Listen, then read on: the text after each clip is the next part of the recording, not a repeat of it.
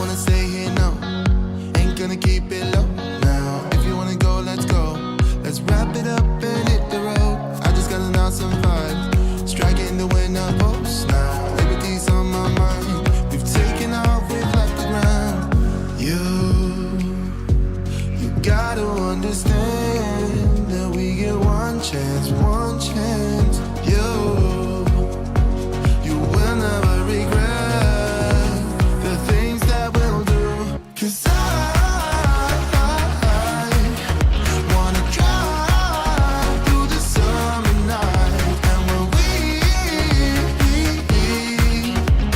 are old and gray, we'll look back at this summer night. The summer night, the summer night.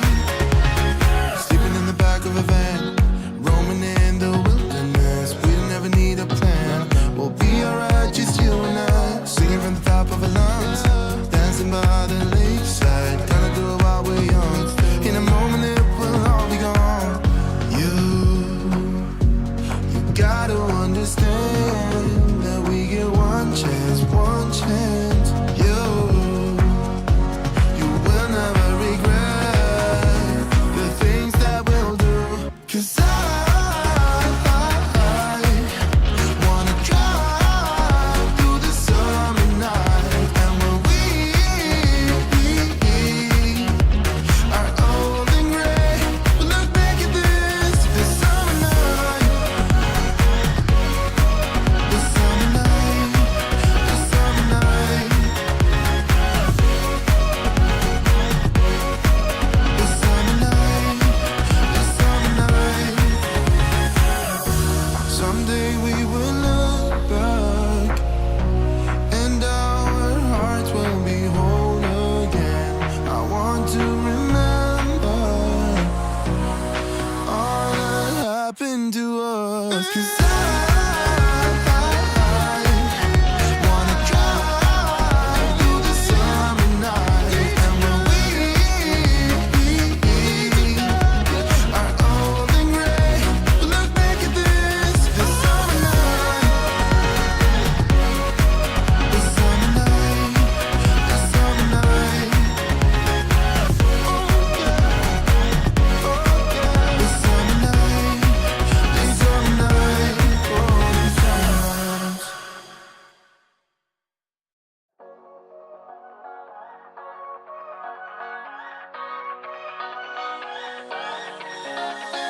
I don't wanna stay here, no. Ain't gonna keep it low now. If you wanna go, let's go. Let's wrap it up and hit the road. I just got an awesome vibe, striking the winner post now. Liberty's on my mind. We've taken off, we've left the ground. You gotta understand that we get one chance, one chance. You will never regret the things that we'll do. 'Cause I wanna drive through the summer night. And when we are old and gray, we'll look back at this summer night. The summer night, the summer night. Sleeping in the back of a van, roaming in the wilderness. We don't ever need a plan. We'll be alright, just you and I. Singing from the top of our lungs, dancing by the lakeside. Gonna do it while we're young. In a moment it will all be gone. You gotta understand that we get one chance, one chance. You will never regret the things that we'll do. 'Cause I wanna drive through the summer night. And when we are old and gray, we'll look back at this summer night. The summer night, the summer night. The summer night, the summer night. Someday we will look back and our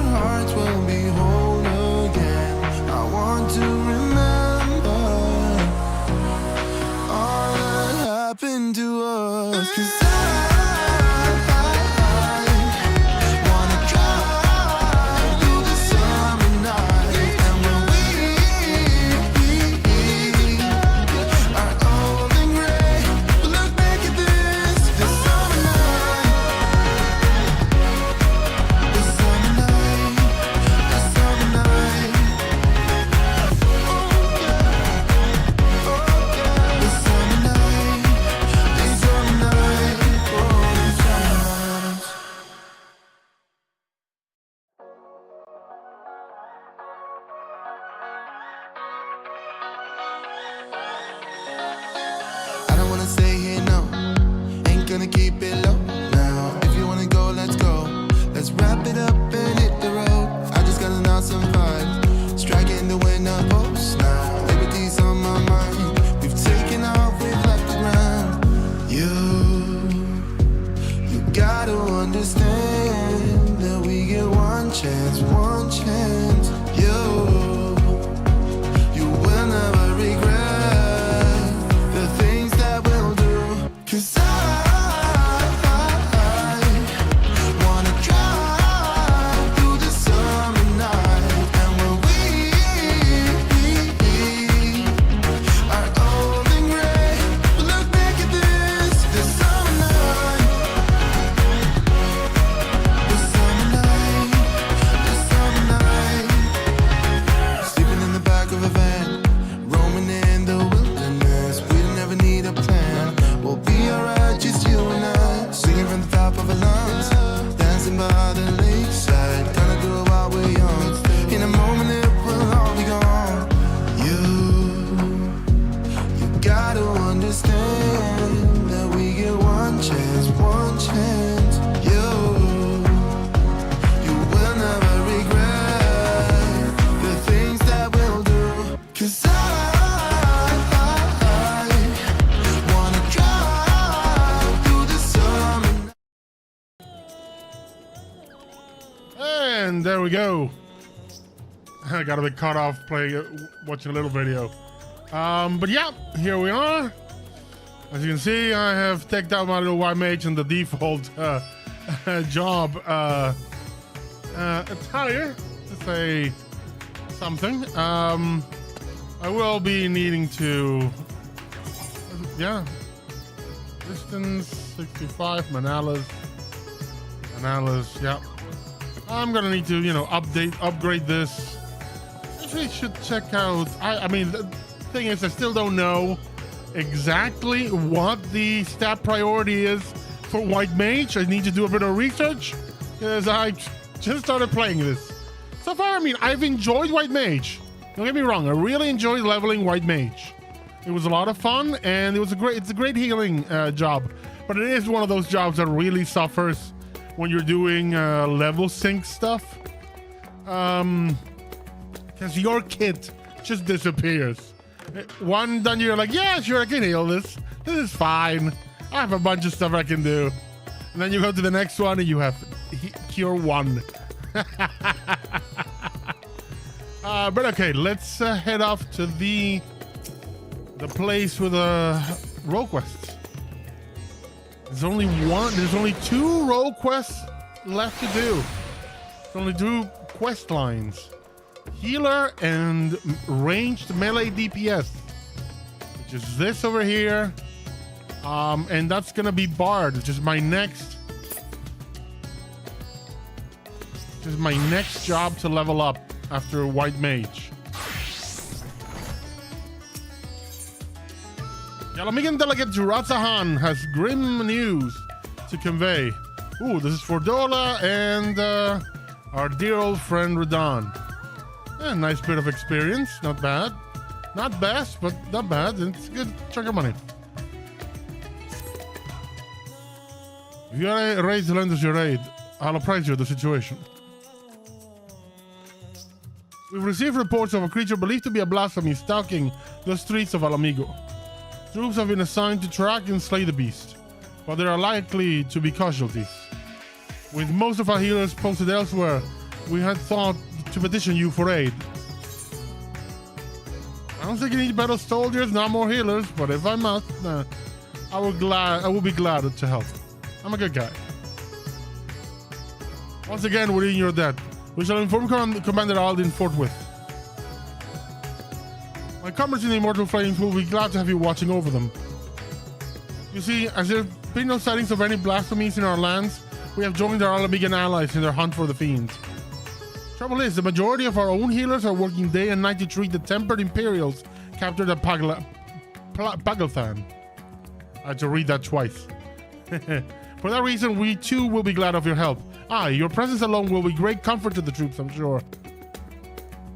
As time is of the essence, I ask that you make your way to the Alamigan quarter and report for duty. Commander Alden is overseeing the hunt. and he will explain all upon your arrival. May Ralgor grant you strength. Oh, Raban! Buddy! How's it going? Long time no see. A couple of expansions. How are things doing over here? Have you grown a new arm?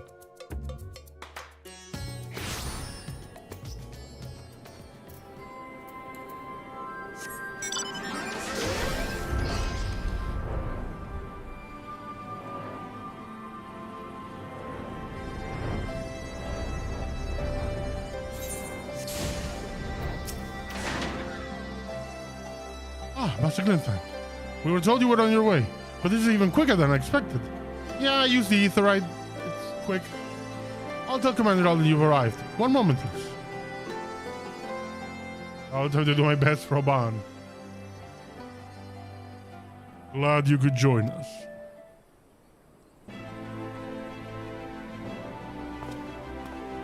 I can't do his accents. I'm terrible with accents.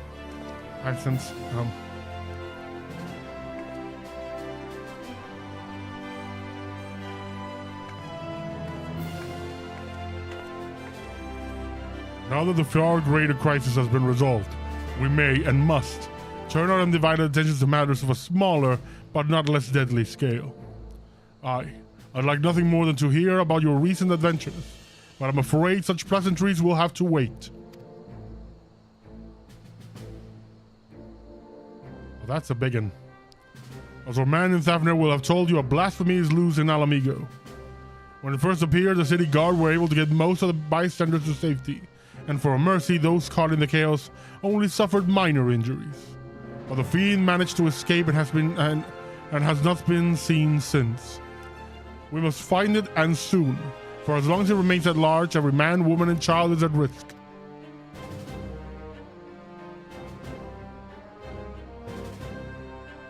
As was the case in Thafnir, the blasphemy's very existence seems to spur the creation of lesser beasts.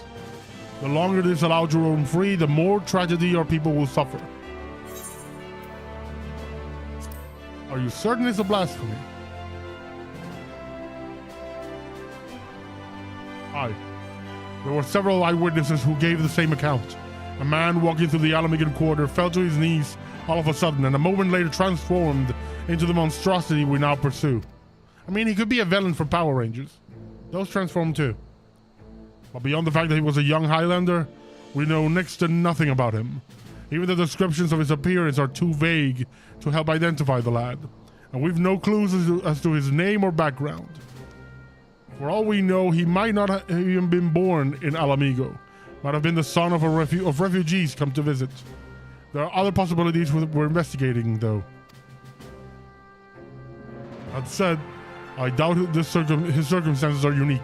Blasphemies and beasts are born when men are overcome by despair, and whatever drove him to turn likely could have done the same to another. Therefore, if we are to prevent future tragedies, it is imperative that we identify and address the underlying cause. Until we do, we'll have no choice but to deal with the afflicted the only way we know how, by granting them a quick death. For now, I would have you join the hunt and keep my men from falling prey to these creatures. Are you up to it? Uh-huh. You have my thanks. And as chance would have it, we've just received word that a number of beasts were spotted on the outskirts of Alagana. The troops stationed there have already put them down, but were wounded in the process. First and foremost, they need medical attention, and that's where you come in. I'll meet you there. It is so weird for me to be doing this as a healer. Like, I'm usually, the missions I get are usually, hey, there's something over there, go punch it.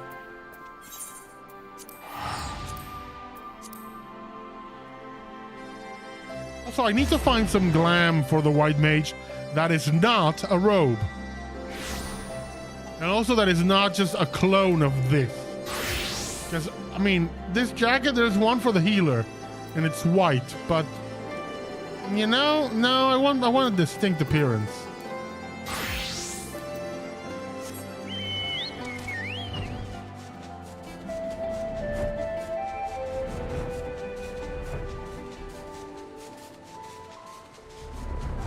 I love this music. I love this music so much. Although the soldiers were able to lead the beasts away from the village and the coal, the lot of them, victory did not come easy. It's times like these that our lack of healers is most sorely felt. I dare say they've yet to receive any treatment at all. See to their wounds while I survey the area for any stragglers that may have escaped. Once I've completed my patrol, I'll head to the village to gather eyewitness reports. Look for me thereafter.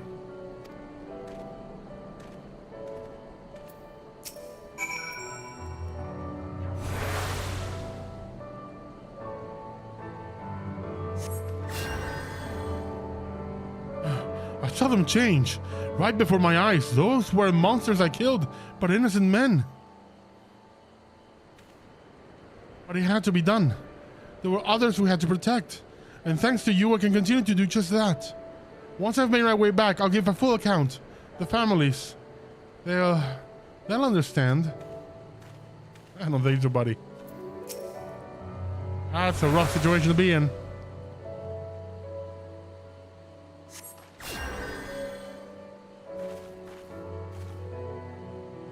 Gods be good, I feel reborn. Hold on, you're Kadrell, aren't you? I can't believe it. You're the one who inspired me to join the resistance in the first place. And now you've come to save me my hour of need? I'll never forget this. Thank you, thank you. That's... okay. It's nice to meet a fan.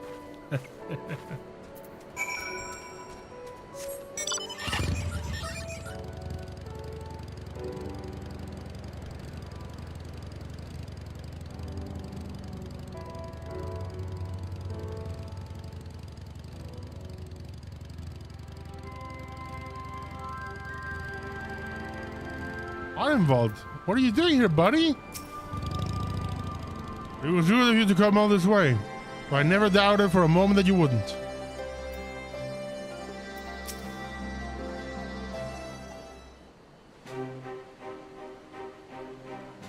For treating the wounds of these soldiers, you have my thanks.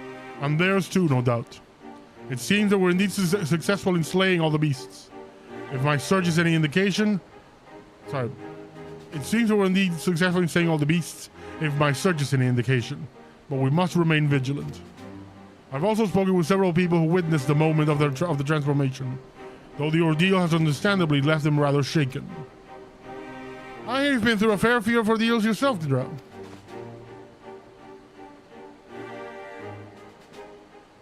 As for me, I've been kept busy with this and that, like getting the hand of this witcher. Obviously, it has its limitations, but it gets me where I need to go. I'm working with this new organization as well, which is what brought me here, but no sooner had I arrived than those locals turned.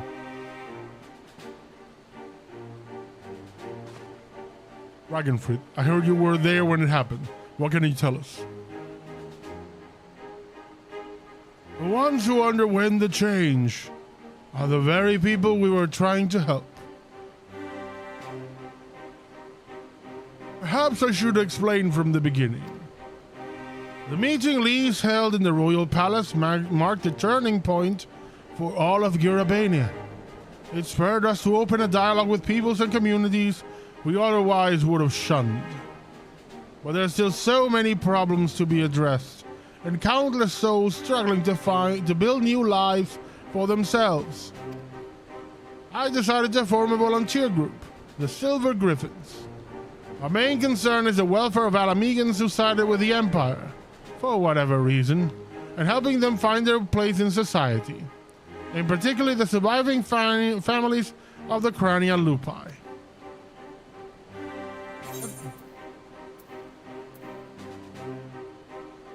You've changed your tune.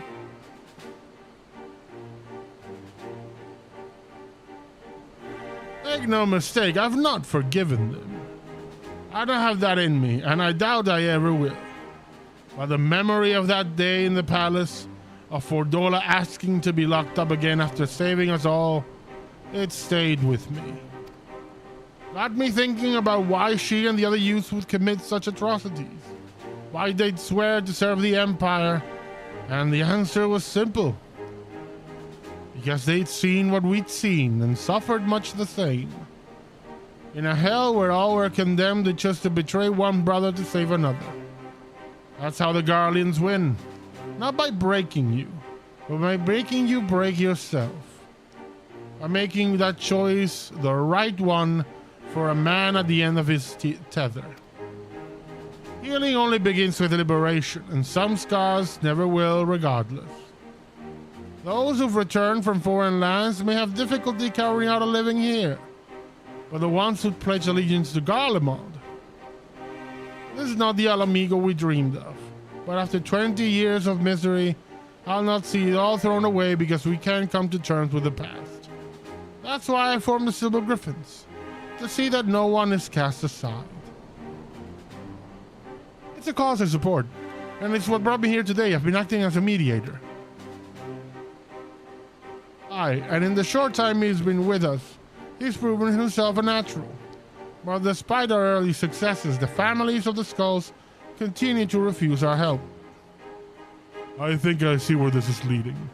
They're the ones who turned, yes? It comes as no surprise. Their kin tormented and murdered fellow Alamegans. Anyone with a conscience would feel shame and guilt. And for some, it might be too much to bear. I think I might know why they're turning us away. It's a sensitive matter though, so let's go somewhere we won't be overheard.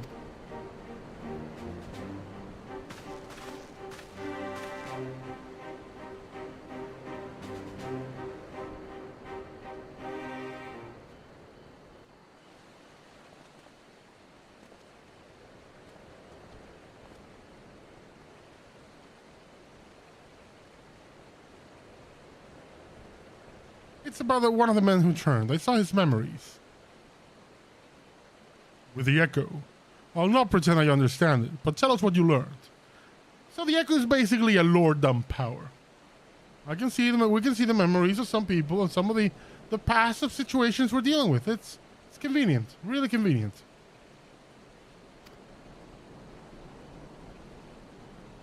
Only caught a glimpse, but that was enough. It was during the occupation, a man raising his son. Only the two of them, but they were a family. To keep his boy clothed and fed, he chose to side with the Empire. He knew what the other would say, but he did it anyway. And so he was branded a traitor. Every day his son listened to the jeering, the insults, but there was nothing he could do. When he came of age, he joined the Skulls in the hope that it would make life easier for his father. He never dared question his orders, no matter how depraved. He died in the revolution, but not before killing his own countrymen.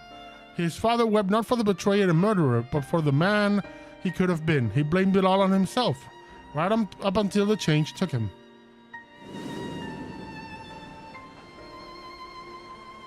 I can only pray he and his boy have finally found the peace that were denied in life. Alas, theirs is an all too familiar tale. They cannot forgive themselves, nor can they see how anyone else could.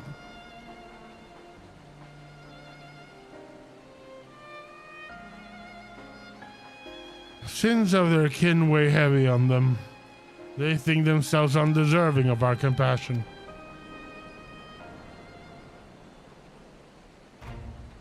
If they carry on like that, they'll turn into beasts. We got to help them before it's too late.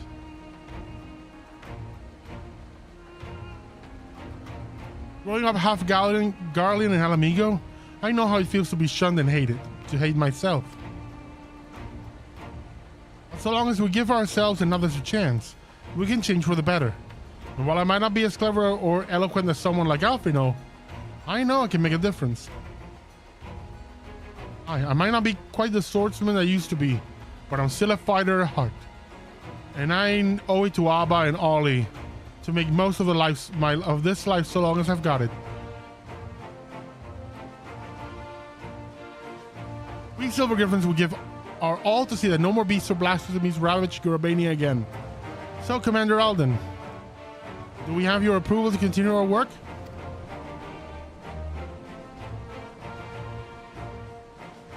Of course. There's no enemy more formidable than despair, and I'd be a fool to refuse her help. That even a single one of our people has succumbed to this transformation is proof of our failure to protect them. Therefore, I pledge the Silver Griffins my unconditional support. Together, we will prevail.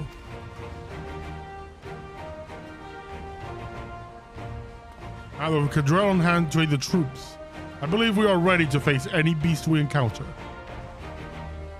Though I fear it's only a matter of time before others appear, I ask that you lend the Silver Griffins your assistance in the meantime. So no pressure, right? Very good. For now, let us return to the city.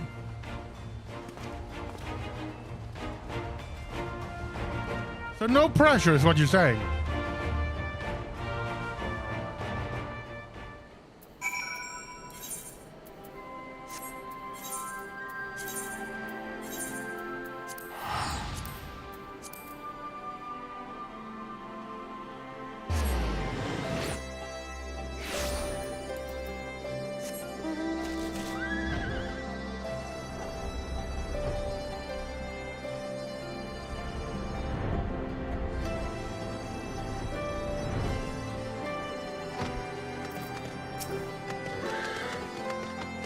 Those who harbor guilt do so not because they are weak at heart, but because they have failed to meet the demands they make of themselves.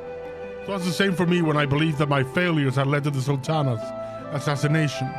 The despair and self-loathing were indescribable. I was fortunate that you and the other Scions came to my rescue, that I had friends who convinced me I was more than the sum of my worst mistakes. Now we must do the same for the people of Alamigo. We must help them to heal and find the strength to, if not forgive, then come to terms of who we were, so that we can look to who we can be, who we should aspire to be. This is precisely why the work of the Silver Griffins is so vital. Though our problems are not new, the emergence of this deadly phenomenon means we cannot afford to delay addressing them any longer, and we'll be better for it ultimately.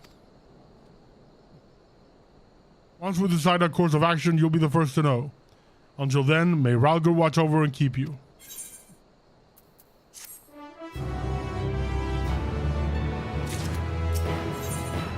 Butcher's Blade. The struggle to prevent the emergence of peace grows increasingly desperate. We were hoping you'd stop by. I'll show you to Commander Aldin at once.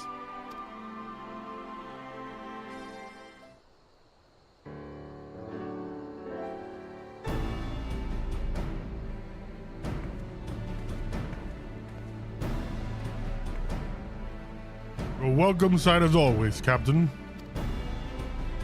Aye, and a lot's happened since last we spoke. We Silver Griffins been keeping busy. As have I and my men. I'm afraid we've little to show for our efforts. Although we've been searching high and low for the blasphemy, we've seen neither hide nor hair of it. Unfortunately, everyone else has had better luck. We've received reports of lesser beasts throughout Garabania. And putting them down is as important as hunting the blasphemy that got away. To complicate matters, rumors have been circulating that these beasts were the Skull's kin. While this was true of the recent incident in Algana, we cannot have people jump into conclusions, given what they might feel tempted to do. It has been suggested that we take these individuals into custody, for their own protection as much as the safety of others. But that would only isolate them even further and give credence to the rumors. Recent unrest has hindered the efforts of the Silver Griffins to no end. Therefore, I ask you to aid them in their endeavors and see that there is aught that can be done. Also, you'll be joined by another volunteer. Try not to be too surprised. I thought I felt my ears burning. Hey!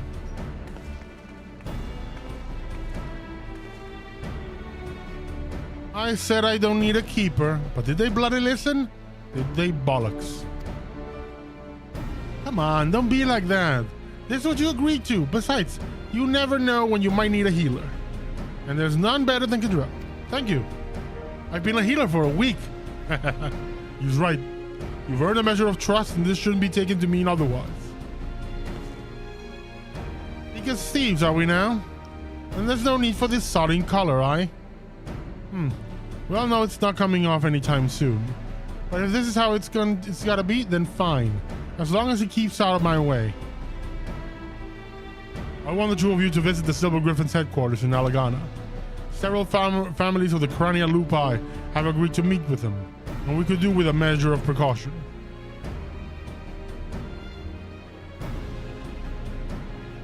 If anyone so much as mentions the skulls, I'll deal with it. Understood?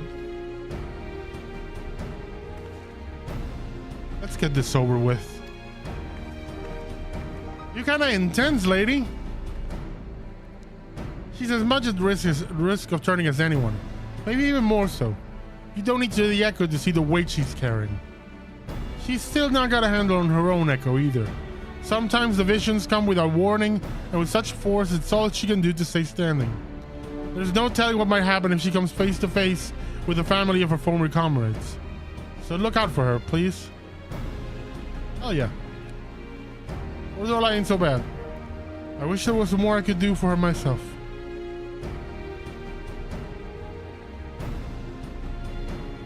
We all got our own duties, and I'll see them through to the end. Almost we all. Follow Fordolo's lead. We're counting on you both, but be ready to step in, even if she curses you for it. She might punch me, but I'll do the job.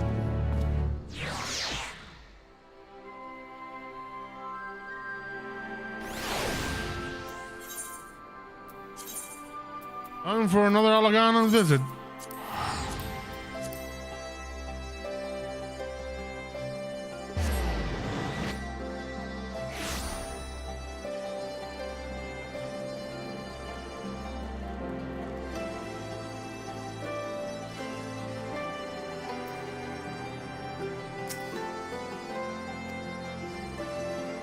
I had a feeling Raban would send you a drop, but as for her, if you got any complaints, take it up with the commander. No, it's fine. Truth be told, ever since that day at the Royal Palace, I've been thinking. Stop. You don't want to say it, and I don't want to hear it. To the matter at hand, we Silver Griffins have been working to support the relatives of the Crania Lupi. But one family has gone missing. A mother and her parents, who lived together under the same roof. One of us paid them a visit, but they were nowhere to be seen, and when they went inside to check, they found the house had been torn to shreds. Thick gouges in the floors and walls made by a beast's claws. By the look of them, you think they've turned. Aye, that's the most likely explanation. Please do what you must before anyone else is hurt. There's no time to waste. I'll head west, you east.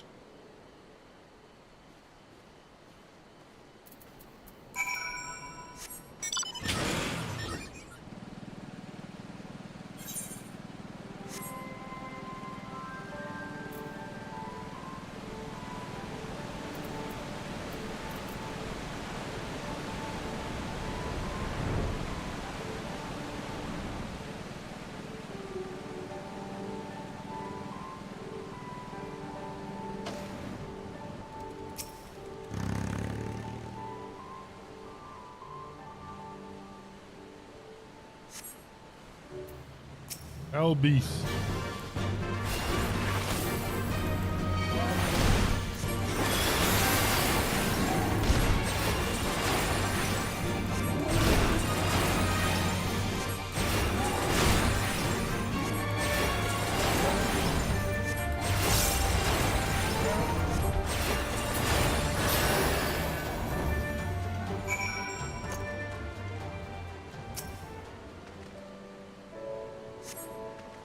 In the dirt you spy an envelope containing a crumpled tear-stained letter. Is that yes? Dear Mother, I hope this letter finds you well. Time is short, so I must keep this brief. Although I've never done anything to make you proud, I promise you things will be different when the war is over. Until then, take care and know that I love you with all my heart. Placing the letter back in its envelope, you turn your attention to finding the others.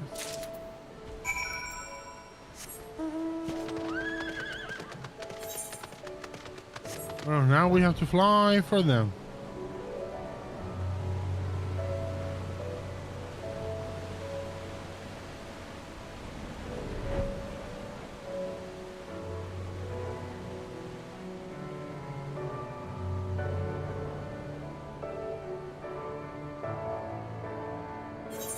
We're close? Yes, we're very close.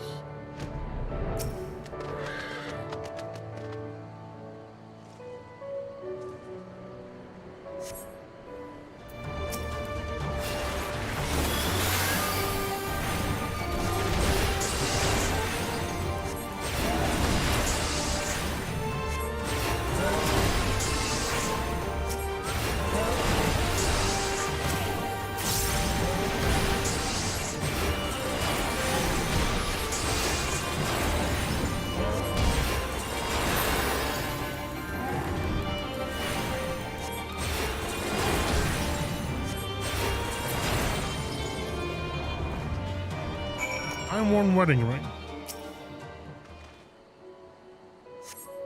You discover what appears to be a wedding ring with a name and date engraved on the inside. With seemingly no more clues to be found, you decide to report to Ragnfrid.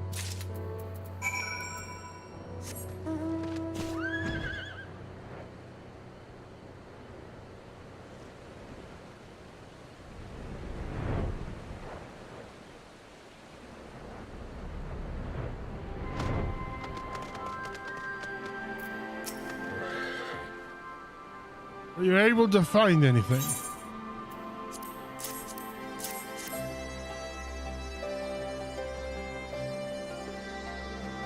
Anyway, it is as we feared.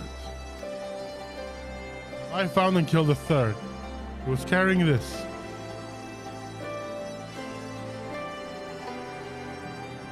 Matching ring. I'll deliver these effects to the next of kin and arrange for a funeral. Or as close to one as possible under the circumstances. There's no changing the past. We'll always carry it and the scars. But no matter who we were or what we did, we're all amigos, then and now. The Empire was our enemy then, and now it's despair. Good words and deeds will serve us best in this fight. Weapons even an old man like me can yet wield.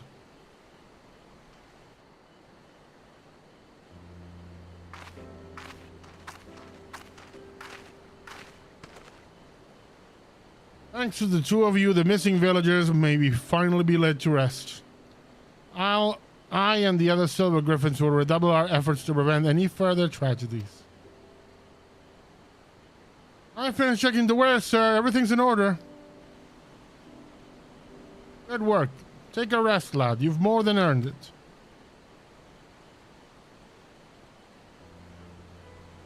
Keep this to yourselves, but Everett's younger brother was a member of the Crania Lupi. He's exactly the sort of person we're trying to help. Like many others, he was reluctant to talk to us at first. But after we gained his trust, we're able to help him find work. He's taking to it well.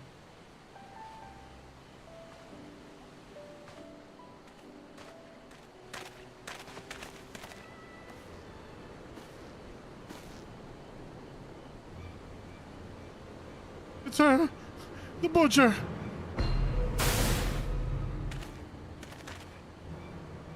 Murders, all of us. Kinslayers deserving of hate and death. Hate and death.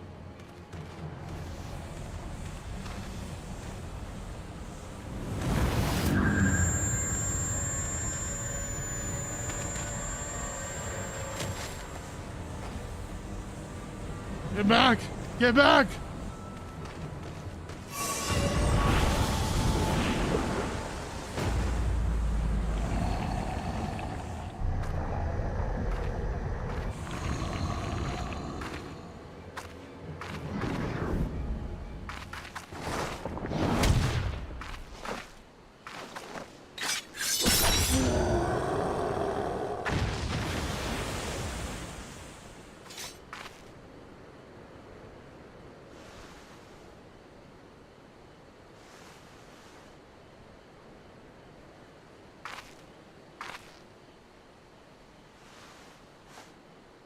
Stay away from her!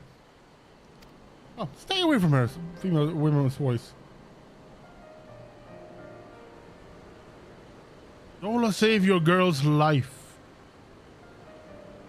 I know. But she's...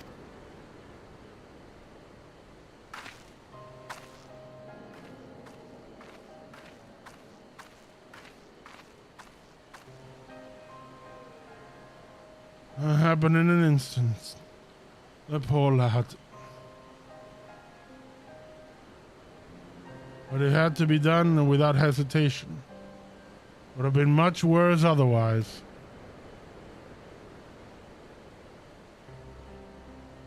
You go after Fordola and see to her wounds. I'll do what I can here. Yeah.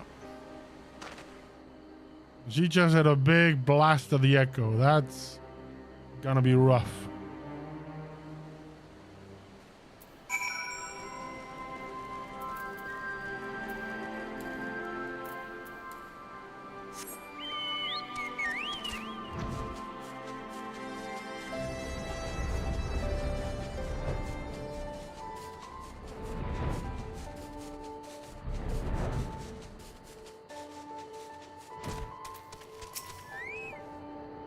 I'm fine, leave me be. I said I don't need help. It's not only your injuries I'm worried about. Bloody hell, if you're here to patch me up, get on with it quietly.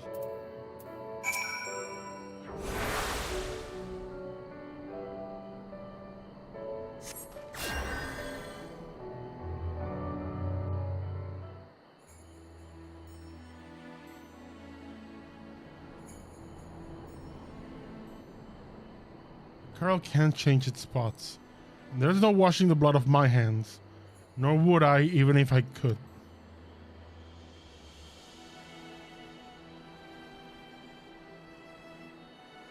Picking up Garland Steel was the first choice, but not the last. Like the first skill, the hardest. Every choice after that became easier and easier until I stopped counting, stopped caring. You tell yourself it's right. It's for the greater good. You give the order, feel the ground tremble as the cannon fires, and when the dust settles and your own men are buried beneath the rubble, and you tell yourself,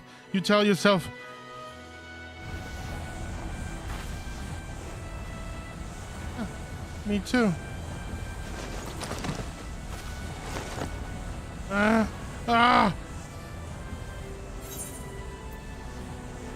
won't let it take you.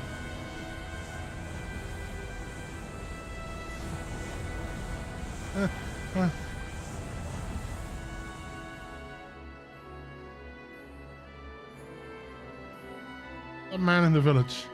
I saw his past. I'm the one who killed his brother. I'll be alright. I just need a moment. Can you wait for me?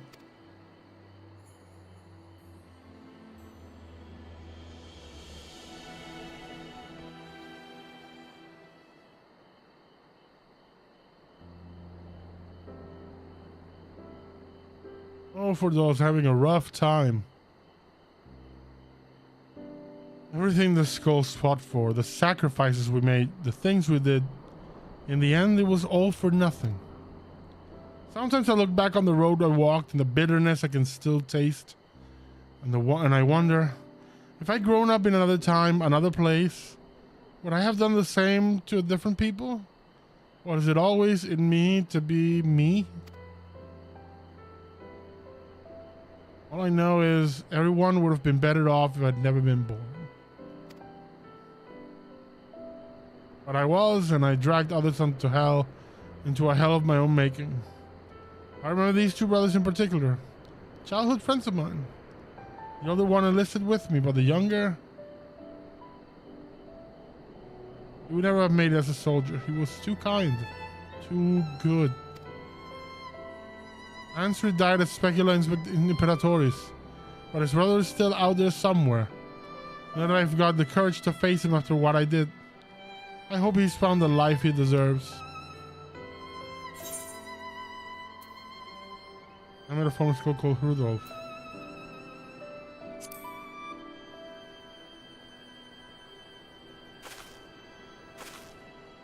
Rudolph, he's alive, but how?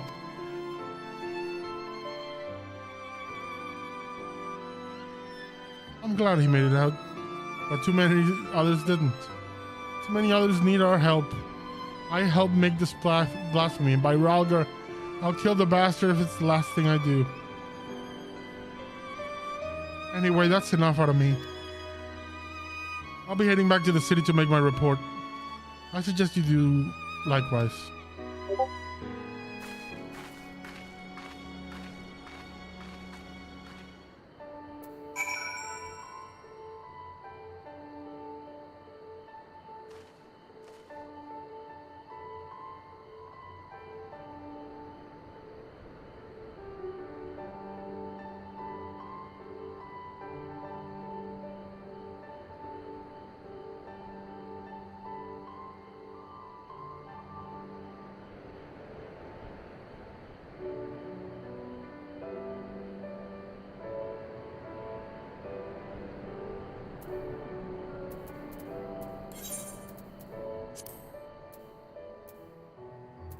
Place. It's not Razahan. It's Gilbania, right? Let me import it.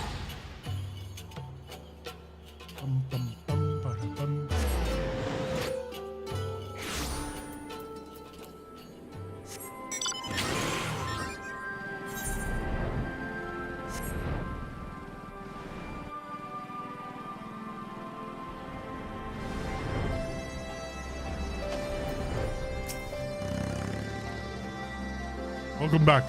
Fordola's already given her account, and I'd like to hear yours too. Well, this happened and she kind of lost control, but so she almost turned into a beast herself.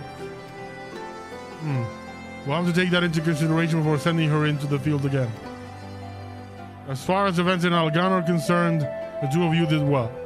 Despite the appearance of several beasts, you were able to prevent any further casualties. However, this serves to confirm that those with connection to the Crania Lupi should be considered at risk of turning. Over the years, many of them have drifted away from the larger settlements and have taken to living in secret. Others made their way to Ul'dah as refugees, including some individuals of interest. As such, we'll be working closely with the Immortal Flames to locate and offer support to those refugees in particular. In fact, I plan to make the journey there for an audience with the Sultana. Once my preparations are complete, perhaps you might accompany me? I'm sure she'll be glad to see you. Hey, I am always up for having a visit with Nanamo. She's the best. You're here to see Commander Alden, I take it. This way, please.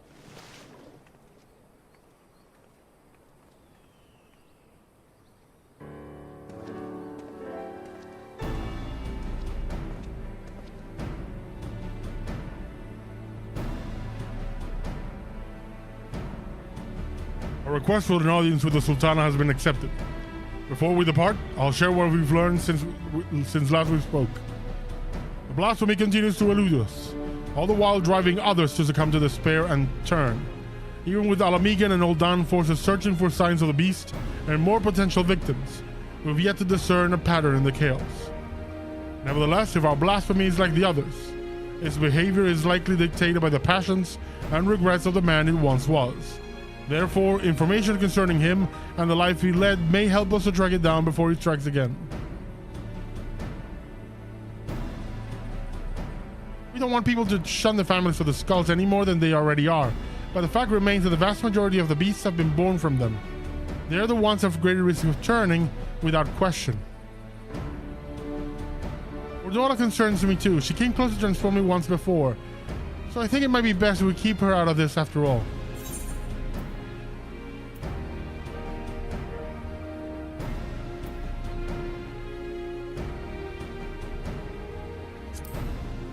Deserves a chance. I'm inclined to agree with Tidrell. She was able to resist the transformation and has shown no signs of succumbing since then. If she wants to do her part, I say we let her.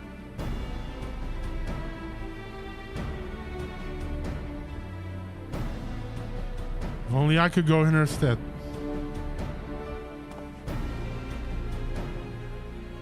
Actually, I was hoping you'd come with us to meet the Sultana.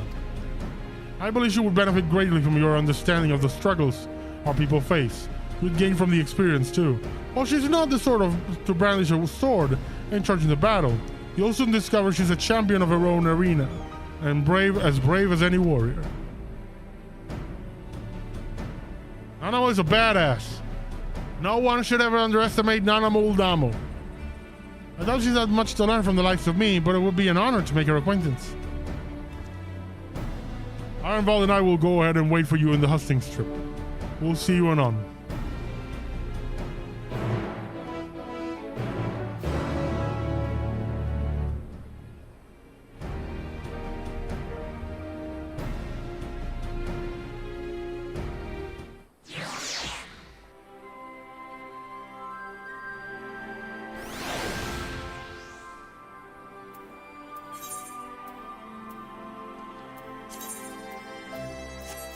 What am I doing? This is easier.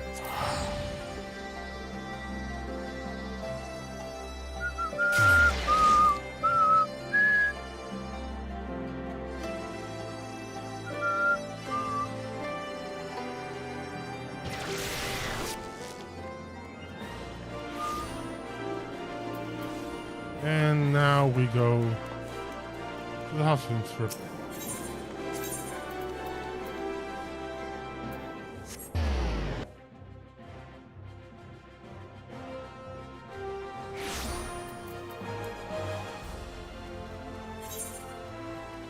Time for Nano. Abashan, hey! Master Abashan was just telling us that Nanamo, or should I say Lady Lilira, has gone on another of her jaunts about the city. It's not my place to question her grace's judgment. I do wish she had consulted with me before running off on her own. And perhaps I'm overthinking it, but it's unlike her to keep guests waiting. If I may say so, sir, with blasphemies appearing throughout the land, it's a dangerous time to be going for a stroll. I suspect that may be the very reason. She wishes to see for herself how the citizenry fare in these trying times. Even so, it's downright reckless. We'll find her, though. By that you mean I'll find her. No, I couldn't possibly allow such esteemed guests to. Come now.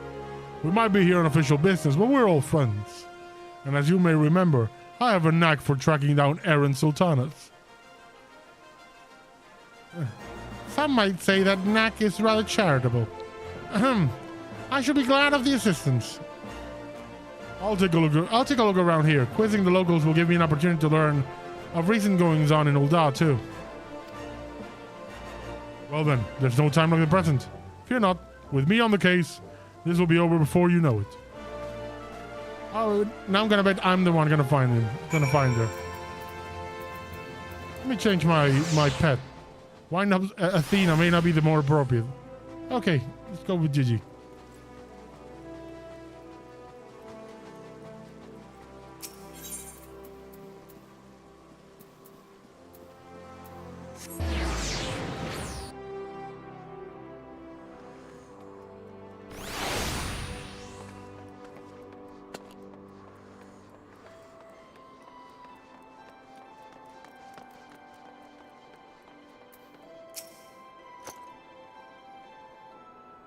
It's been some time since I last combed the streets for young Lilira.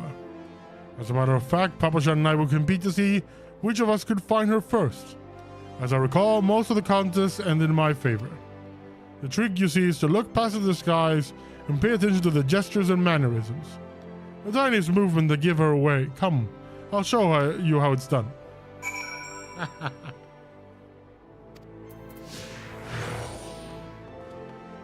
Follow my lead.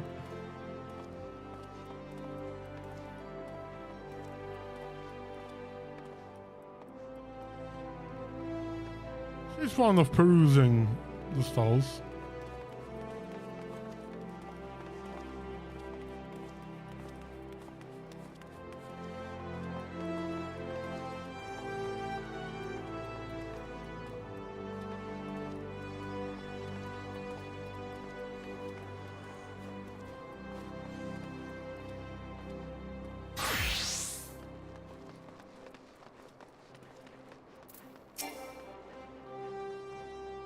She's not here. Where could she be?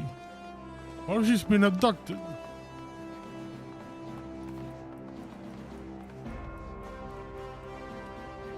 One of these spots?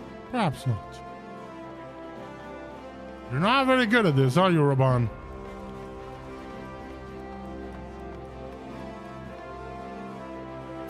I've never known her to be this elusive.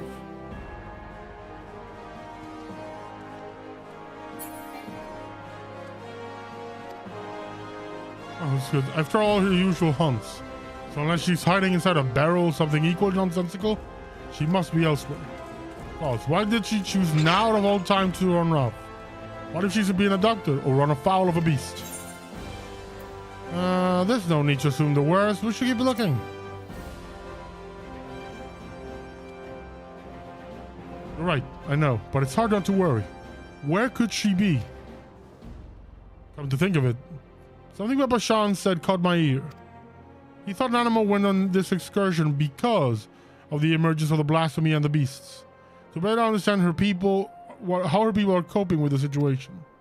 If so, should be driven to seek out the most desperate and destitute. Pearl Lane, then. Might I ask you to lead the way? I'll admit my ability to track missing persons may have dulled somewhat.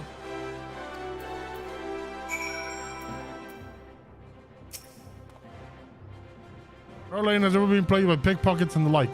I'll watch your back, so go and give the search for the area your full attention. Raban is now accompanying you.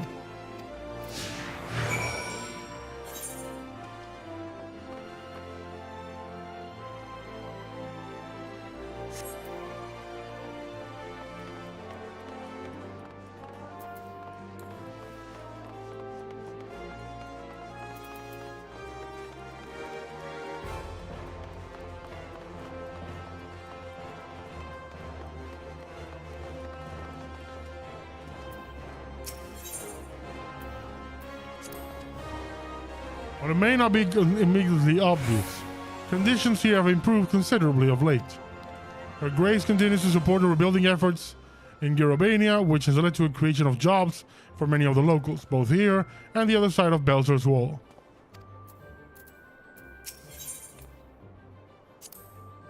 Some say money can buy you happiness, but they've never tried living without it. Those who call Pearl Lane home never had the luxury of choice. The city's poorest live here, and as such they are greatly at risk of churning. Knowing this, I expect I came to learn of their plight.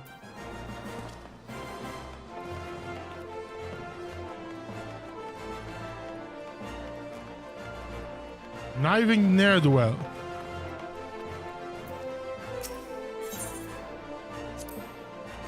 In every society there are the haves and the have-nots, and seldom is this divide more more felt than here in Ul'dah. Many of the young and able-bodied work for Lorito as guards, though he earns more in an afternoon than most will in a lifetime.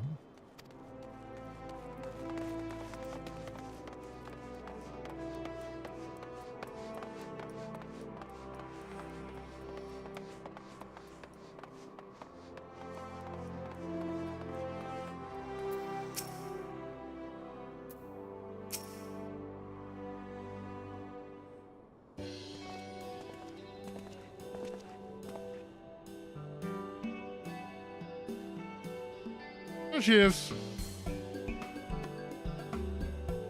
Oh no, Lady Lyra. Raban, what are you doing here?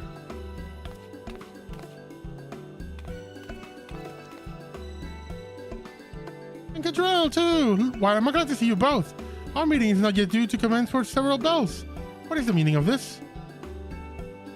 We were worried, with good reason. These are far too dangerous times to be roaming out alone, Your Grace.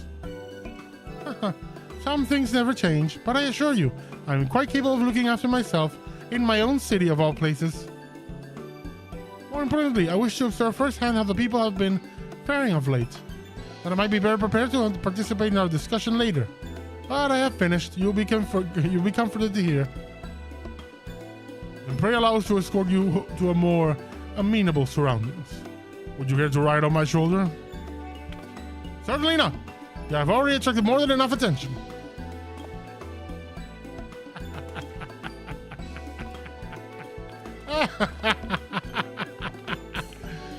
Oh, poor Raban. He wanted to give her shoulder. Carrie. For all time's sakes.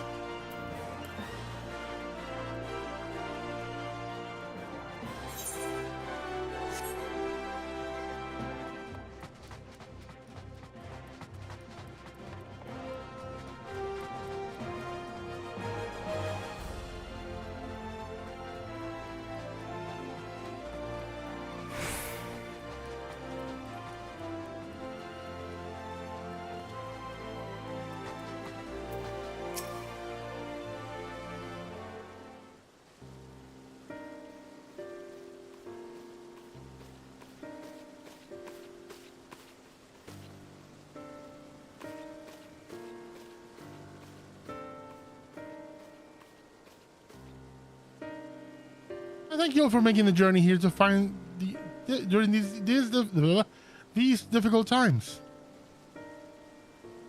And it's my pleasure to probably make your acquaintance. On behalf of the people of Eorzea, allow me to express my sincerest gratitude for your continued dedication to our cause. With respect, Your Grace, I'm just a soldier. Was a soldier. Still, I say, Commander Alden would not have made such a distinction. Would not make such a distinction. And neither will I. You yet serve your people and have provided solace to many of Malamigo's most vulnerable. If we are to deal with this threat, we must arm ourselves with knowledge. I understand you come bearing information regarding the blasphemy and its victims? We have indeed.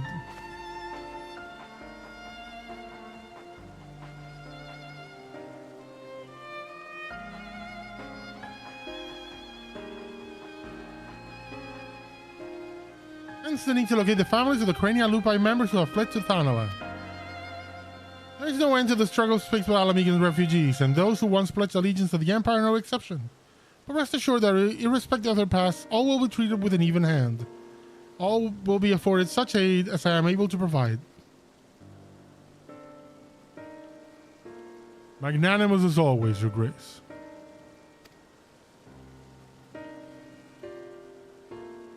If I might be so bold to have a question, what do you have in mind for those most at risk of undergoing the change? I believe there's but one recourse.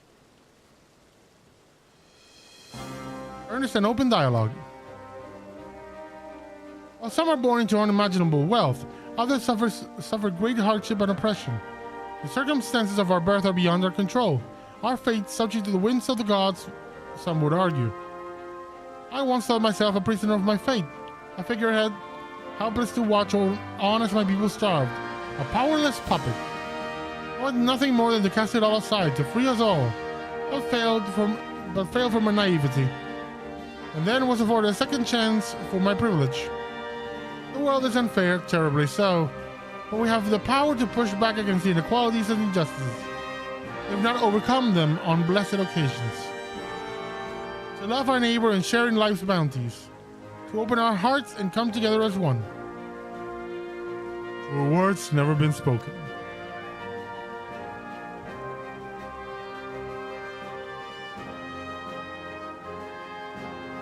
But with the support of the people, such words are not but vain platitudes. My recent attempts to make inroads with the monetarists have met with some success. Despite differing views on many subjects, we yet still strive for the common ground. Common ground. We've been pouring all our efforts into aiding families of the Crania Lupi, and while it seemed to help to a degree, some have still succumbed and turned. Of course, they're not the only ones in danger. Alamigans everywhere, whether they side with the Empire, fought for the resistance, or were caught in the middle, they all suffered.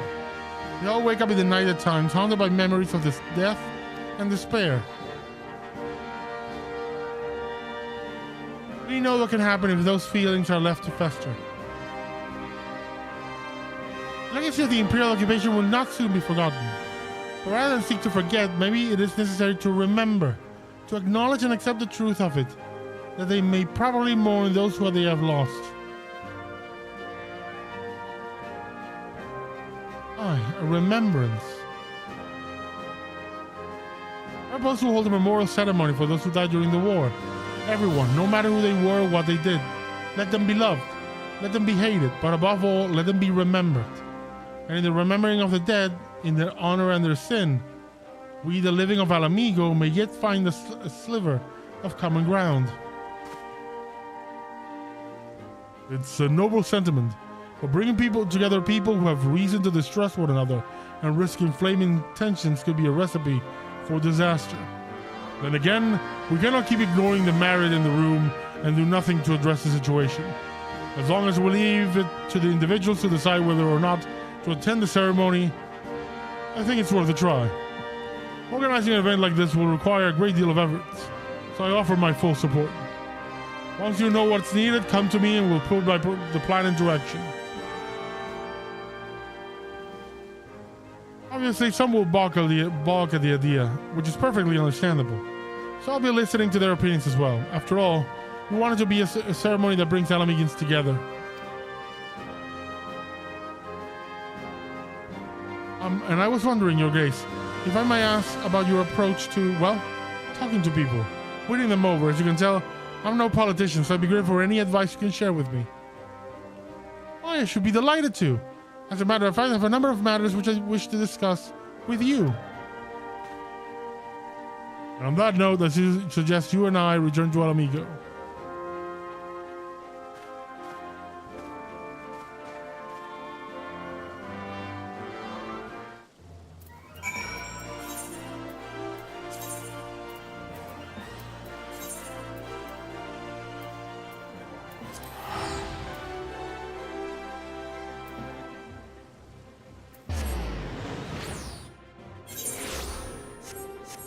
I will be right back. I need to go get something to drink.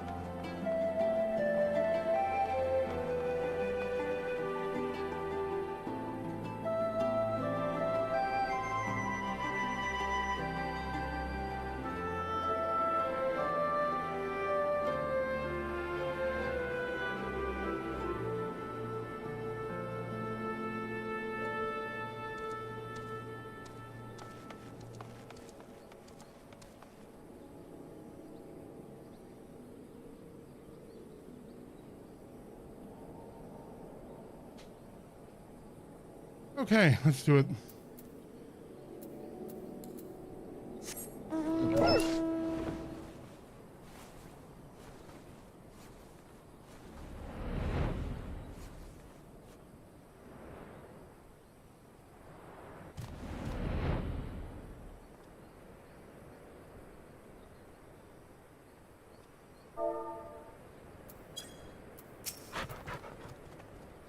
A new arrival will make a good impression, but he's outdone himself.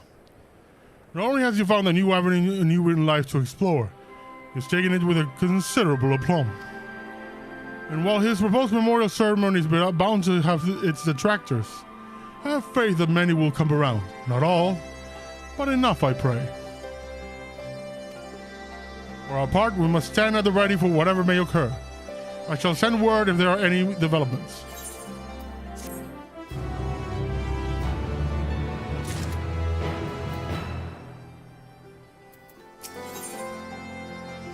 Laying the past to rest. Ironveld wishes to put your considerable reputation to good use. That's my guy. Taking all the advantages. Yeah, you are drill. Commander Alden has asked me to convey to you the following information. At present, we are looking into reports of missing relatives of the Cranialupi. With the cooperation of the Silver Griffins, we're currently searching for any clues as to their whereabouts. Thanks to the concerted efforts of Ragenfrid and the others, the general public has been willing to cooperate with our investigation. Though many still harbor feelings of distrust for the collaborators of their kin, they've grown more receptive to our cause on the whole. Ironveld has been making steady progress in preparing for the memorial ceremony. He plans to host a meeting between the various community leaders to go over the finer details. In fact, he was wondering where you could assist in delivering the invitations. If you can spare the time, you should be able to find them in the Mercantile District. Anyway, that's all for now. I see a few other matters to attend to, so if you'll excuse me, duty calls.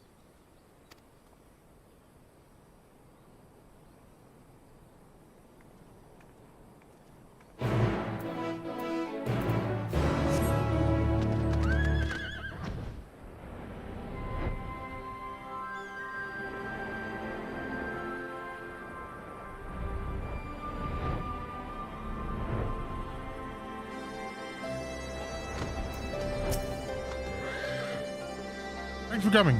It should come as no surprise the planning a memorial ceremony for the whole bloody nation will keep a man busy, but by Ralger, this is something else. The hardest part's been gathering information on those who died in the war, especially when it comes to the skulls and other conscripts. And they're the ones we need to treat most carefully. If we don't acknowledge the crimes of our kin in all their painful truth, then we do a disservice to their victims, living and dead. But if we let people paint them as monsters who did monstrous things we believe we would never do, then we perpetuate a different but no less dangerous lie.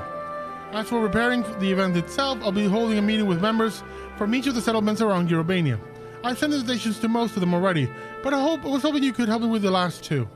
There's Mraznu in the Peering Stones, and Sarisha in Viranilla. I'll give you one for each.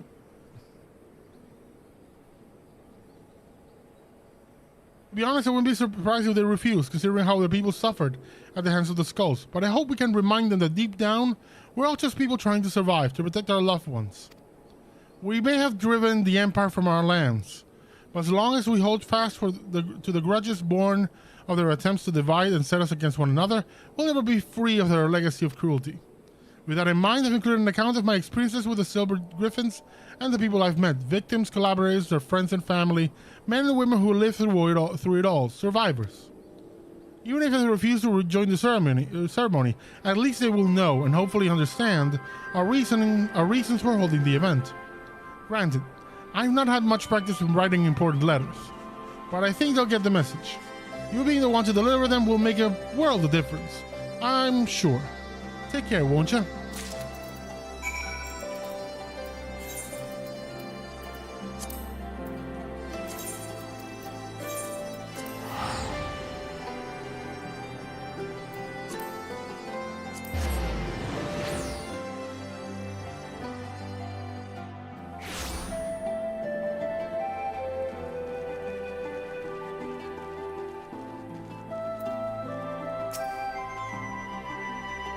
Greetings, friend.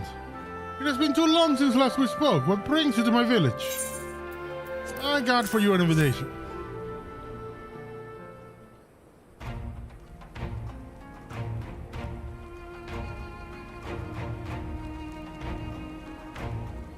The rumors are true. I need not read this in full to know its contents. I understand that Ragenfried's volunteers are working to support the families of those lost in the war, which few will deny is a worthy cause, but to include the relatives of Crania Lupi. The Skulls watched the Empire slay us in our thousands, and still they turned their cloaks and fought for our oppressors. And you would ask us to mourn the deaths of these curs alongside their victims?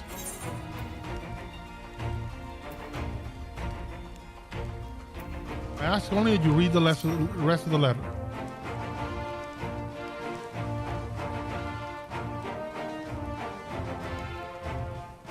Dismiss it out of hand would be discourteous. Very well.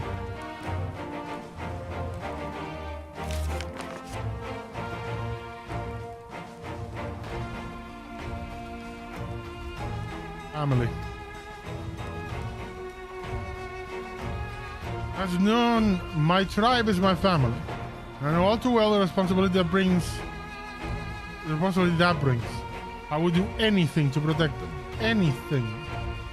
Loyalty, pride, conscience, my very soul. All are meaningless if I cannot ensure the safety of those I love. I suspect that some skulls have been faced with the same choice. But to see how their kin suffered, I cannot say I do not understand. Or I wish that I did not. Their crimes will never be forgiven. They cannot be. But I and any others who are willing can offer our prayers for these tortured souls and the men they could have been.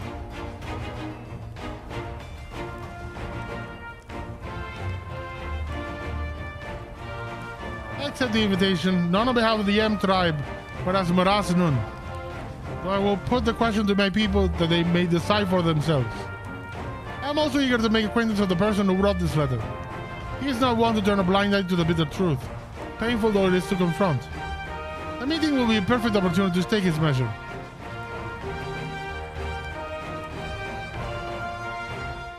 Well, that went better than I expected.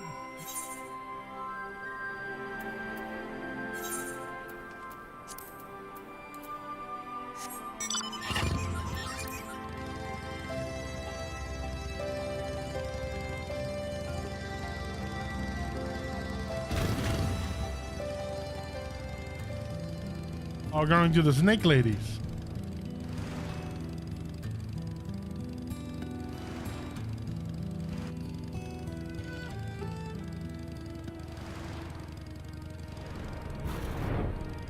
Orisha. Welcome. To what do we owe the pleasure of your visit?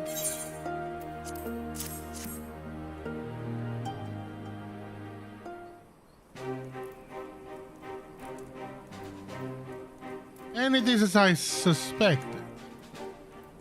There have been rumors that such a ceremony would take place. Although you have traveled far to make this invitation, I must decline. We cannot mourn the loss of the fallen if the Crania Lupi are to be counted among them. Like Kaliana, they chose to aid the Garlean oppressors, killing and bleeding for those who would pillage our lands. Cowards and traitors all. And are we to assume that Kaliana, who died fighting for the Empire, will be honored as well? If so, there is all the more reason for us to refuse. And if you're right and no one will say otherwise, just read the letter, please.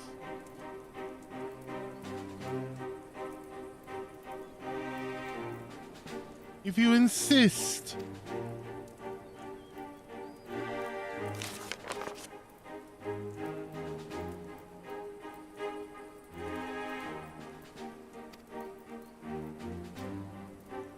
No one was spared suffering in the occupation. Not the resistance, not the collaborators, not the families of both. No one. And so many would die in shame and ignominy. I need to look at how to pronounce that.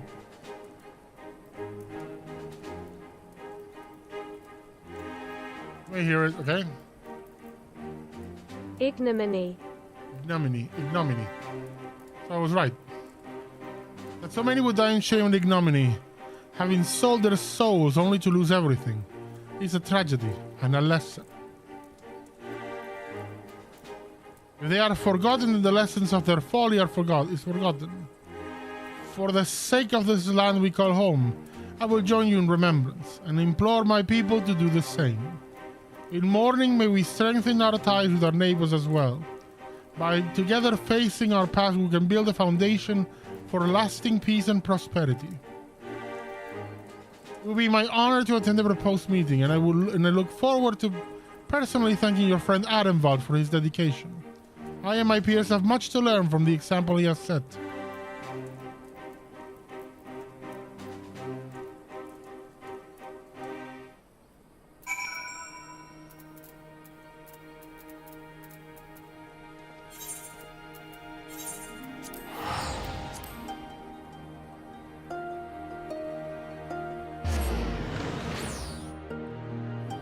Sure, this meeting will go swimmingly and nothing bad will happen at all.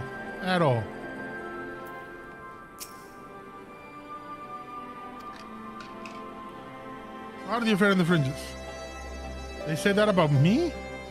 It's rare for me to get such glowing praise, especially from renowned leaders like Sarisha and Miraz Nun. More importantly though, they agreed to attend the meeting, and I've got you to thank for that. After all, I imagine it's hard to turn down an invitation when it's hand-delivered by the Warrior of Light himself. Before I get ahead of myself, though, I must remember this is only the beginning. Bringing everyone together is one thing. Coming to an agreement on an extremely divisive issue is a different kettle of fish entirely, as Her Grace was quick to point out. But as she taught me, if our cause is just and our hearts are true, those of like mind will surely answer the call. And answer it they have. While there are bound to be differences of opinion, I'm sure there's nothing we can't overcome if we put our minds to it. To that end, I was hoping you could join us. If you have time to spare, there are still a few loose ends, Ragnfrid and I to tie up beforehand. So we'll meet you in the palace as soon as we can. Just having you there will make a world difference. Okay. To the palace we go.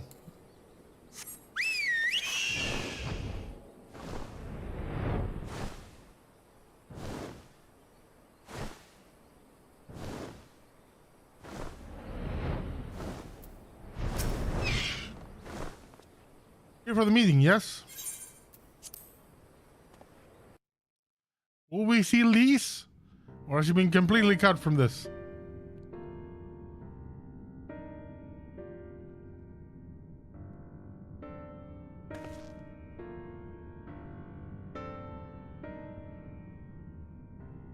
While we all agree upon the importance of the ceremony, we recognize that the inclusion of the crania lopi will be distressing for many. I too lost family at their hands, and I would never ask others to forgive and forget. But for all their crimes, they were Alamegans just like us. No one made the decision to side with Garlemald lightly.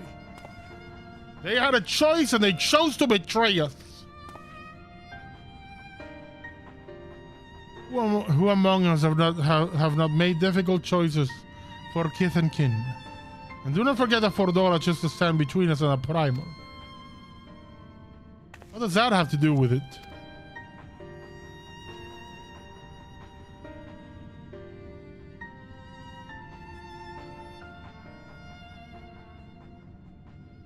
Brothers and sisters, arguing will avail us not.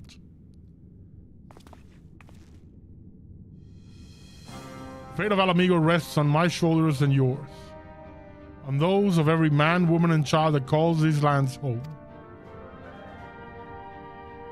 To uphold our honor, to strive for prosperity, to protect our loved ones. We all know the weight of these responsibilities.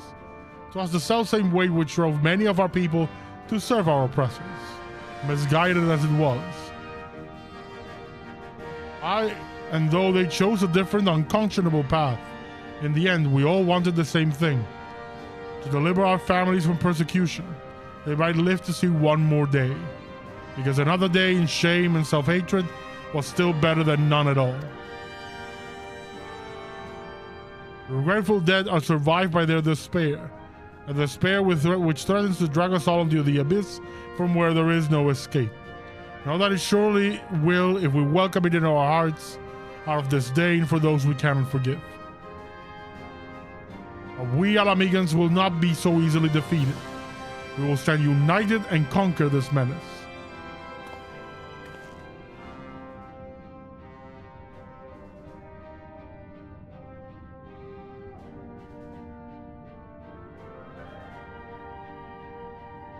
Every Alamegan who fought and died did so in hopes that one day we would be free. And we are free. We are free. By the blood of our fallen brothers and sisters, we are free.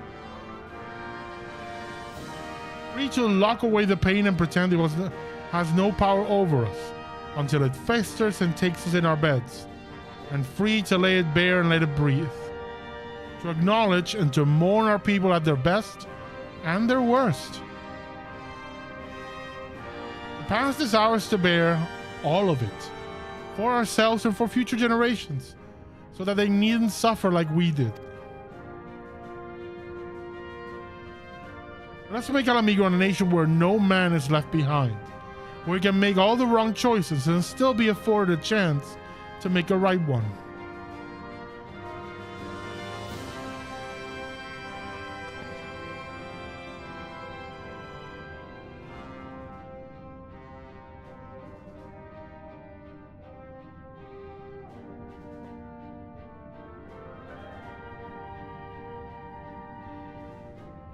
I'm just standing there. This is the one of the very few moments where this is not my story.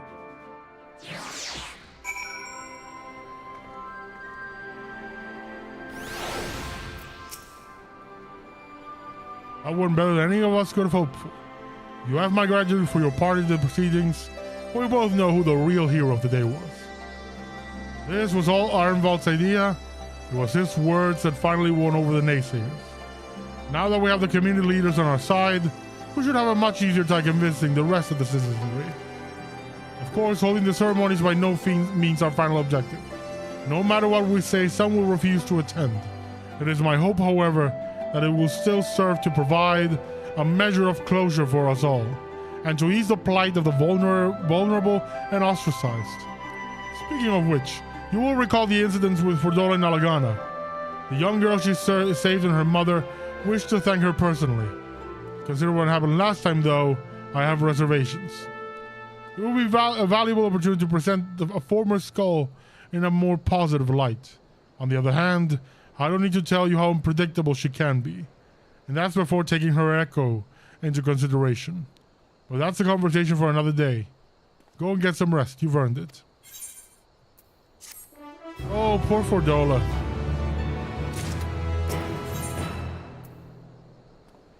Alter the Veterinarian card.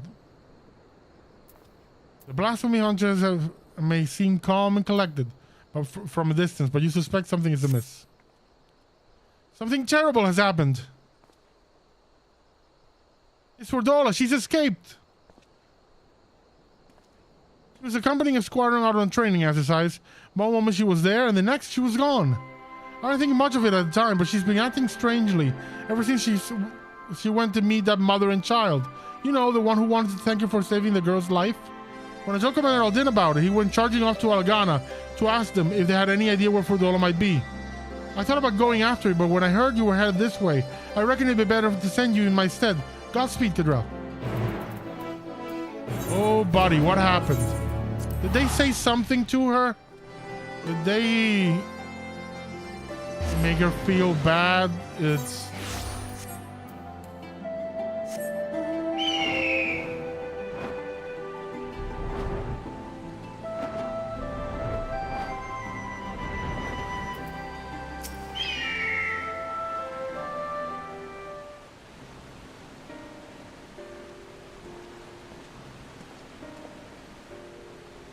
Dro, I wasn't expecting to see you here.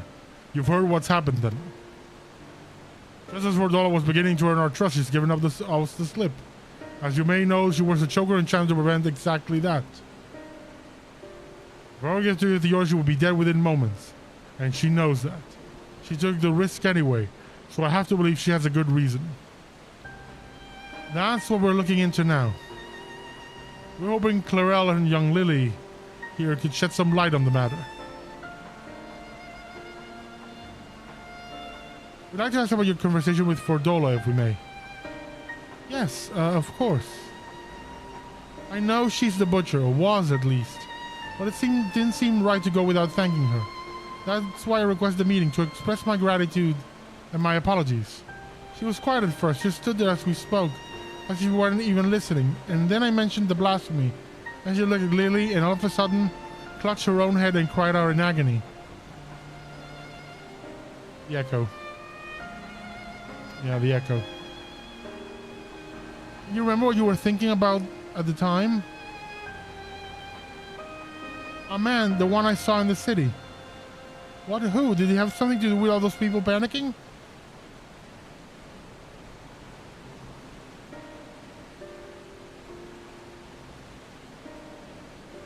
I think he did. When I was waiting for you, I saw him. He was by himself.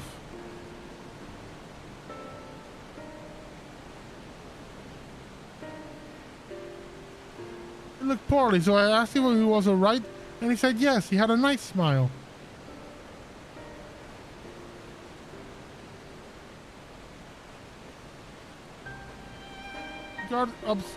He got up and started walking, but then...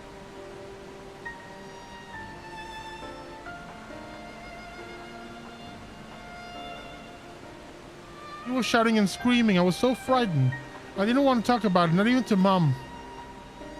I wish you'd said something sooner. I'm sorry, Puppet. This is my fault for leaving you on your own.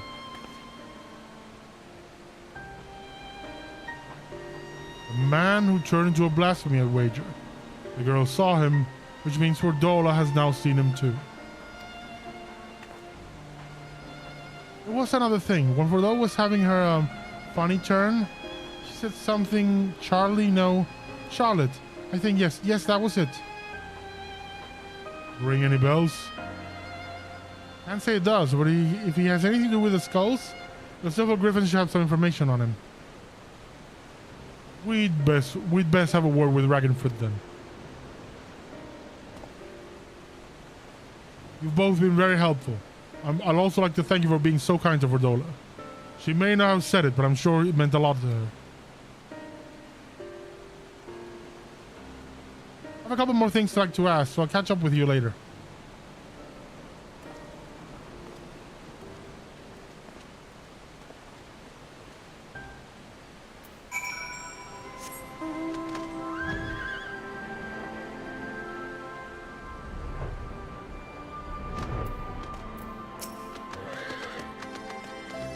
Charlotte, you say? Yes, that name came up during our recent investigations. As I recall, he served under the Viceroy during the occupation, and his whereabouts is currently unknown. He had an older brother named Ansfrid, one of the Crania Lupi, which would give him a connection to Fordola. Is there anyone who can tell us more about him? Yes, an uncle, who we recently helped find employment here in Alagana. He's actually the one who asked us to look for Charlotte. We'll most likely find him working at the Sleeping Stones. As it happens, I was planning to bring him something to eat. I'll join you there shortly.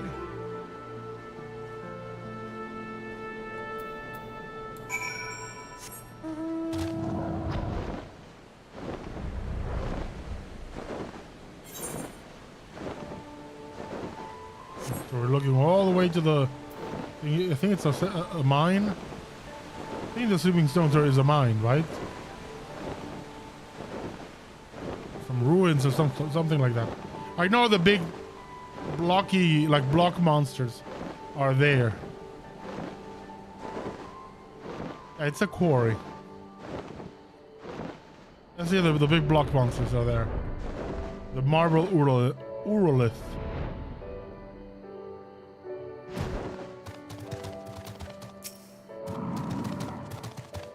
Perhaps you should have asked what he looks like.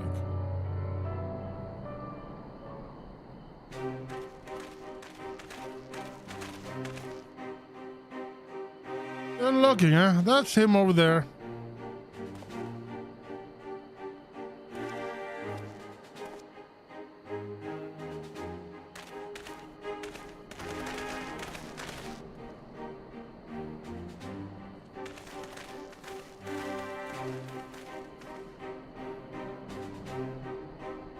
I hope we're not interrupting.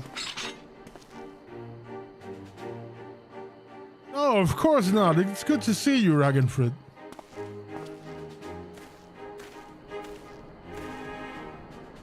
My word, the Bull of Alamigo and the champion of the Alliance.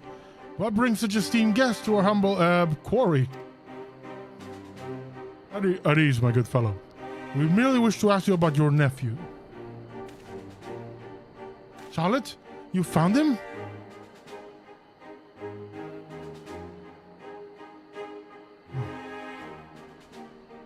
No luck yet then. Is there anything else you can tell us? More about his childhood, perhaps?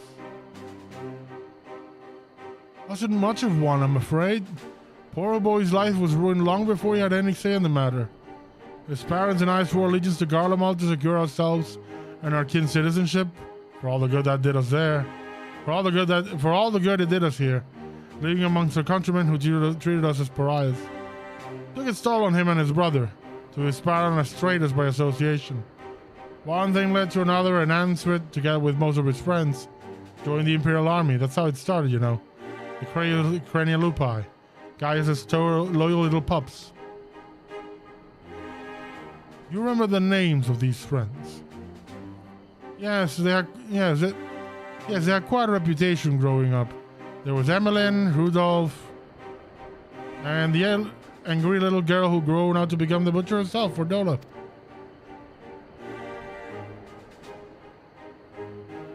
Charlotte was part of their group too, yes? From what we've heard, he chose not to become a soldier. Wouldn't have lasted a day in training. He knew that better than anyone. Of course, not that it helped him feel any less guilty for turning his back on the others. He blamed himself for their deaths, for not stopping them when he had the chance, for not being strong enough to fight by their side. Maybe he saved them, maybe not, but he wasn't there, and he wished he had been. Then one day he was gone. Wherever he is, I hope he's safe and well.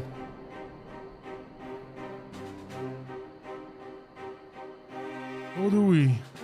Thank you. The information you've shared should prove useful. And for you, I've brought you some food. Why don't you call it a day and go enjoy it with your family?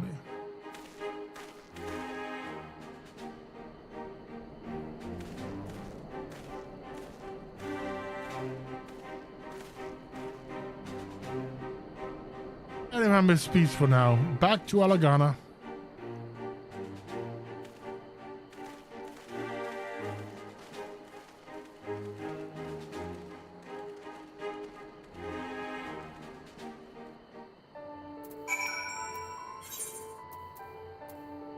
This is quicker than traveling back.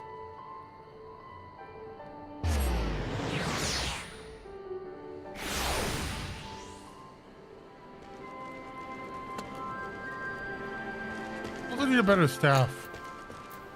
No, better looking at the very least. So not only was his brother a member of the Skulls, but Charlotte himself was a childhood friend of Fordola's. I'm told he refused the support of the Silver Griffins as well. He's been trying to make his own way for some time now. His brother and his friends died as Specula Imperatoris, save for Fordola. And the gods only know how he felt about her after that. Or how Fordola felt about Charlotte after seeing Lily's memory of him transforming into the blasphemy. The brother of a man she killed and a childhood friend besides? She thinks he's responsible for this. That's why she ran, to kill the beast. I never thought to say this, but I'm worried about her. Fordola's a survivor and an outcast herself. Exactly the sort of person the Silver Griffins are trying to support. You've seen for yourself the sacrifices she's willing to make. And if you can learn to feel sympathy for her, maybe others can too. I think we have enough information for the time being. Let us return to the city and plan our next move.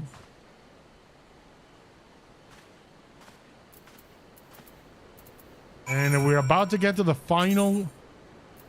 This is like going to be the final quest in this quest line.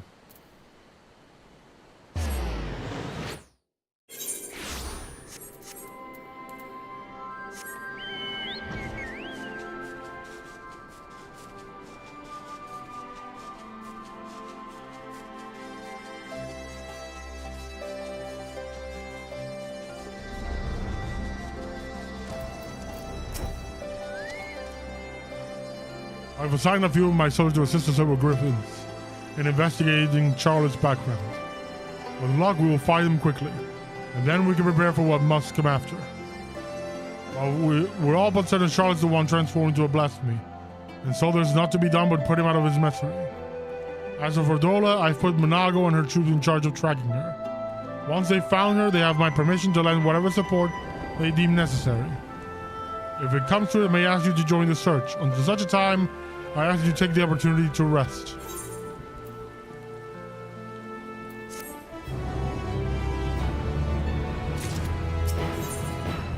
The gift of mercy. The blasphemy hunter is even more flustered than usual, and with good reason. Thank goodness you're here. Commander Alden needs to see you right away. Follow me.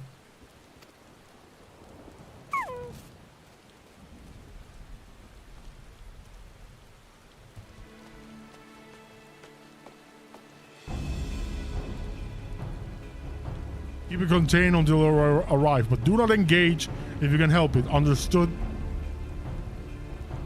That was Monago. Her unit has found Fordola, or rather, she has found them. In fact, I have Fordola on the search party's link pearl. She wants a word with you.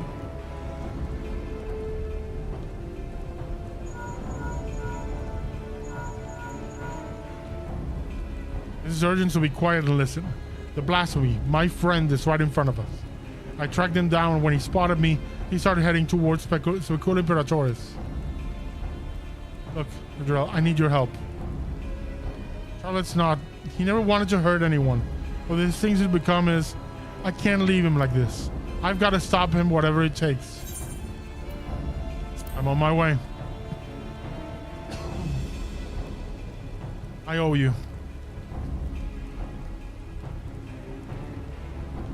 This is Minago. Can you hear me? We've got the blasphemy Surah. Ah, it's on the move. Get ahead of it, but maintain distance. We need to. Fordola, what are you doing? Fordola! Fordola! Snake! There's no time to wait. There's no time to waste. They need our help. Time for Spatula Imperatoris. Thank you, Lumen Imperatoris.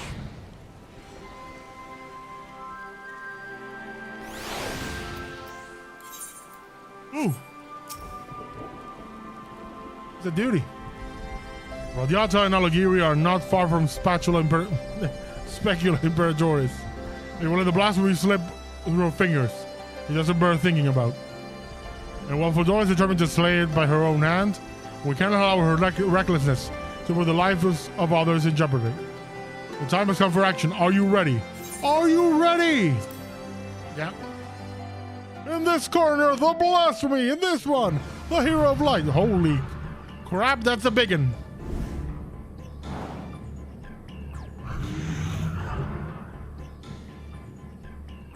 Hold the line for as long as you can. Commander Alina, the Warrior of Light, will be here any moment. Stay strong.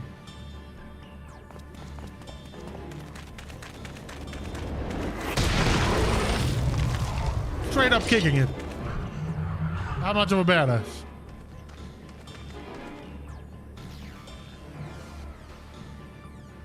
You've done well. Leave the rest to us. Yes, sir.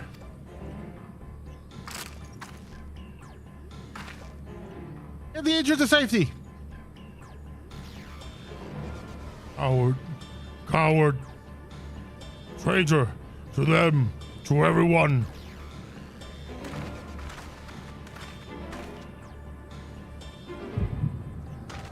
And here comes the echo.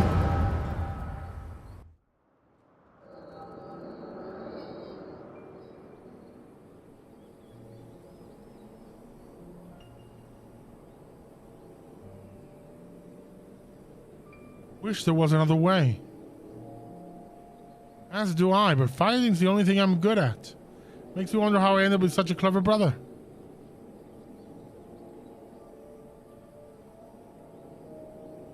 Kind of for my own good, maybe.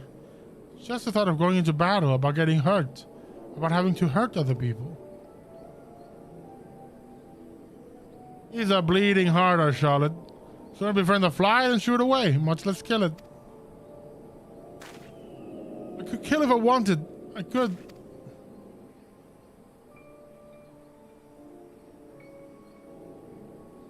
But you don't, and there's no shame in that. Leave the soldiering to us, Charlotte.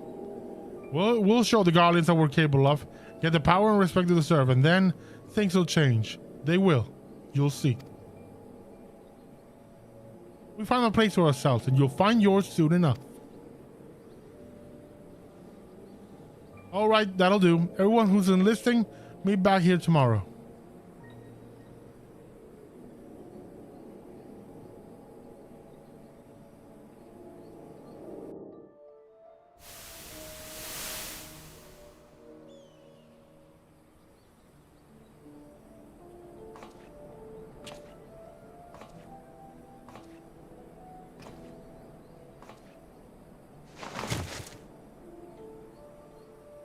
In the end, what good did I do? They gave everything they had to give while I hid like a rat waiting for the storm to pass. Coward, coward, coward. Ah! Survivor's guilt, that's what he had.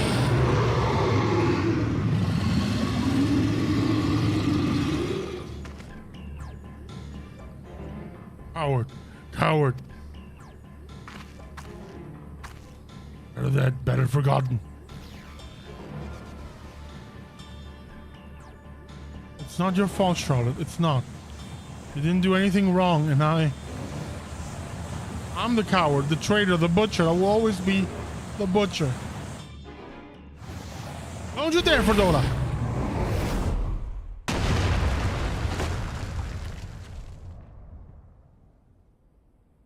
You don't get to end it. You don't get to give up. I won't let you. You have a lifetime to make amends and atone, to become something more than you were. But if you die here, you are everything they say, everything you believe. Is that what you want?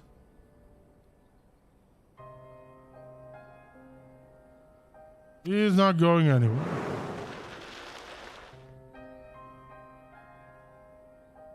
Ervold, why are you here? There's nowhere else I'd rather be. I can't fight by your side, but I can still cheer you on. You've seen your past, Charlotte. How you were left behind while your friends rushed into battle. It's bloody hard, isn't it? Wanting to do something so desperately, with every fiber of your being, knowing that you should be able to. You should, but you can't. You find another way to support them. Your way. You did that too, didn't you? You were there for them, even if they didn't feel like it. But you were, Charlotte. You were.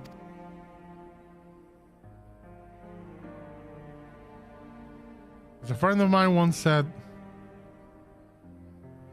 not all heroes are fortunate to fire as a battle. The history of Alamigo is written in blood.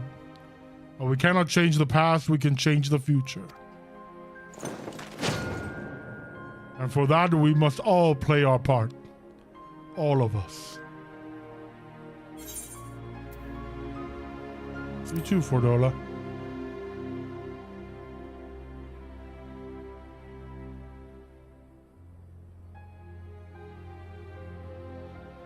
Answered Emmeline. One day we'll be together again, but not yet. You never hurt anyone, Charlotte. That's not who you are. You'll be remembered as the kind soul you always were. Blasphemy. Charlotte.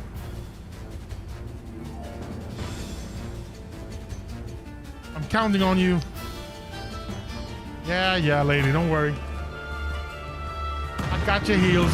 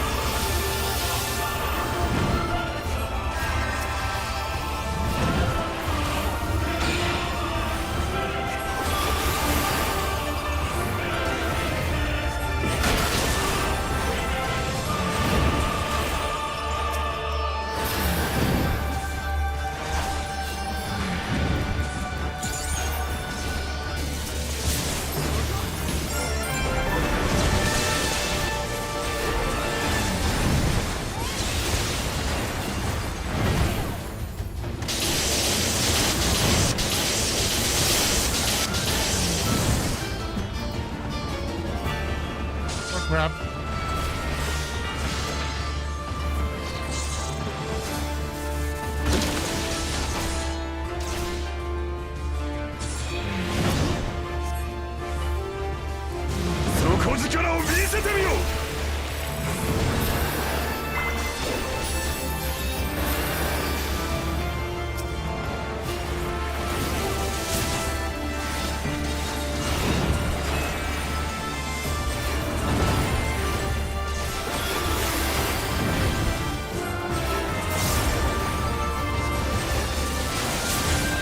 Ravan, you can do it!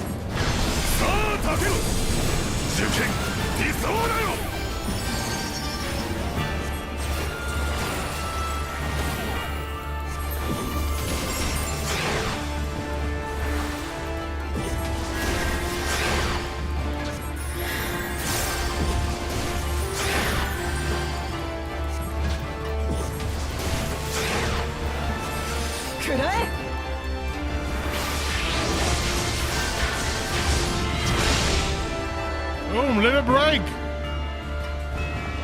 That's pretty cool.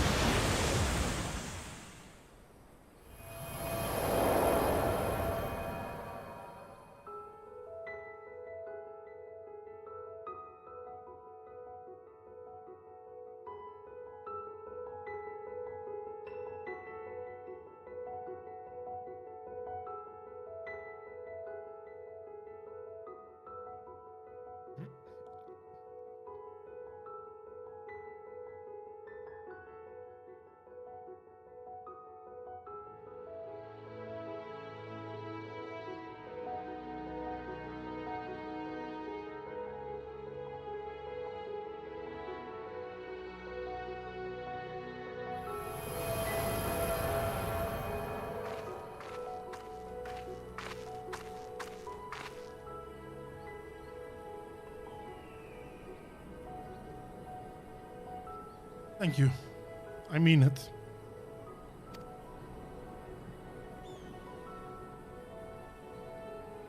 Careful. Some people might think you have emotions.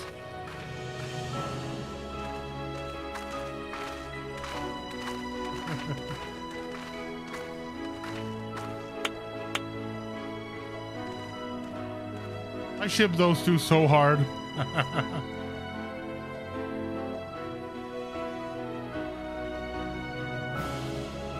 Or involved, I call him.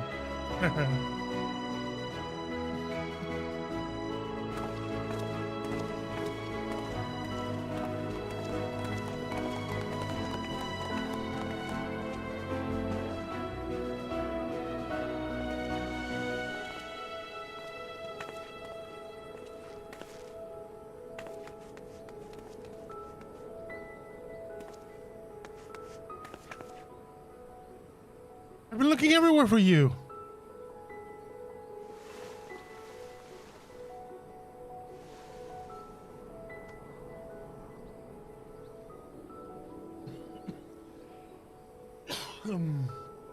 Have you now?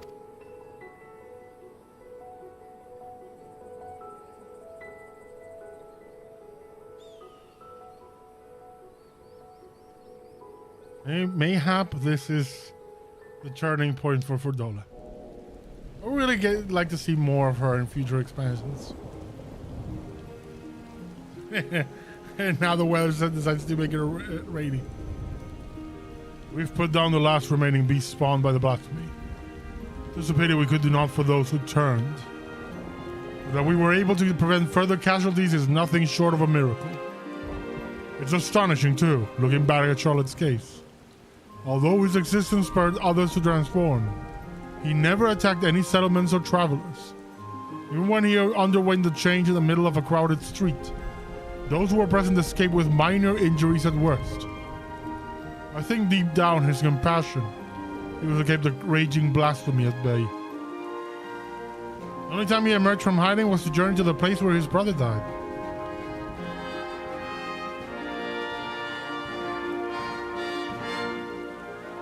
It's clear he still retained some semblance of his former self. Another victim of the Empire's terrible legacy, along with his friends and so many others. But the Crania Lupi wasn't the creation of the Imperials alone.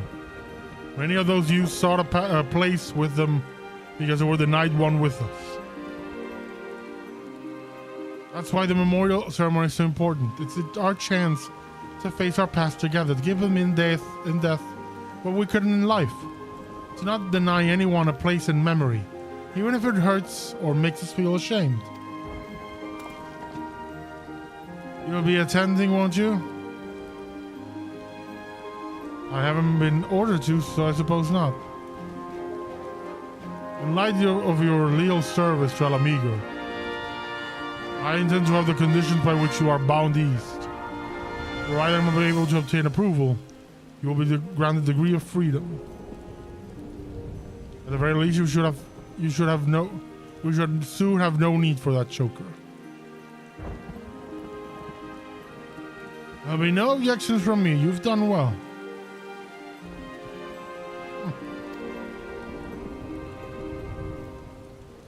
I didn't know better. I think you were smiling. Well, I for one can be happy her efforts are being recognized. Gives me that much motivation to continue my work with the Silver Griffins and bring the people of Alamigo closer together. I have to do my best to keep up with a certain little lordling, eh?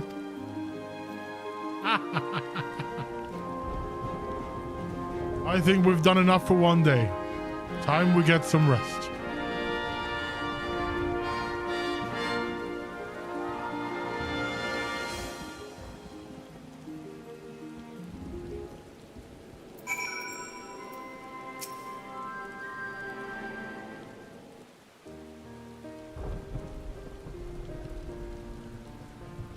Allow me, as both the guardian of Alamigo and your sworn comrade, to express my thanks for coming to our aid in these desperate times. No matter what manner of disaster may befall us, your presence alone is enough to keep the flame of hope burning bright. Even someone on the very precipice of despair, such as Fordola, can find salvation in your guiding light. Hit on a big thick, aren't you? How do you people would stop throwing themselves in harm's way at every opportunity? You're something of an immortal flame yourself. I'm gonna have to go with this one a bit more jokingly. Laying it on a bit thick, aren't you? Probably people would stop throwing themselves in harm's way at every opportunity. I'm going with this just jokingly.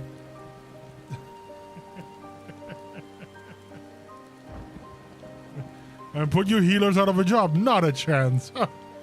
Though in all seriousness, we could all stand to take fewer risks. In any case, it's safe to say we've all benefited enormously from your sterling work here. We can't ask for a better healer or a better friend. Our ambassador at Razahan will be relieved to learn of our successes here. If you happen to cross paths, give him my regards, would you?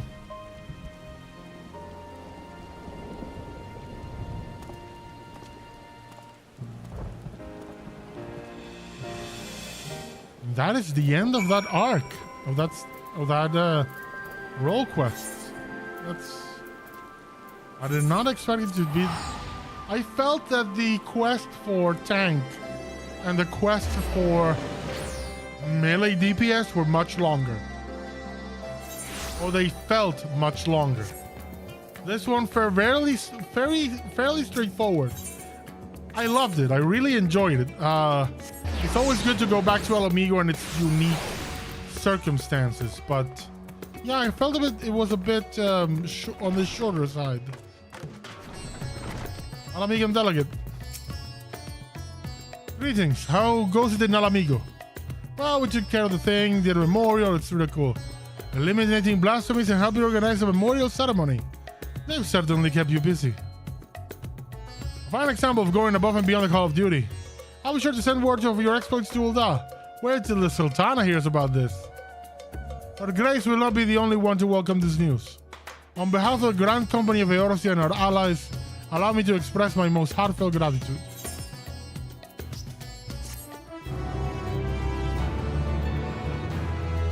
Okay, now I jobs to gear for level 90 healers. More than guilt. I still have some time, so how about doing a bit of a roulette leveling and so on. I also need to do my tribal quests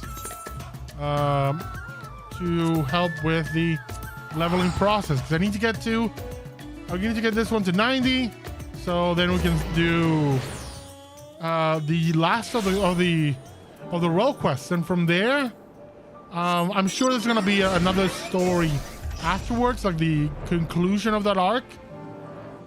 Because I think there was one in Shadowbringers, and hell, the Studium has one for when you complete all the different crafting and gathering quests. So there's bound to be something similar here. Okay, let's grab some quests here.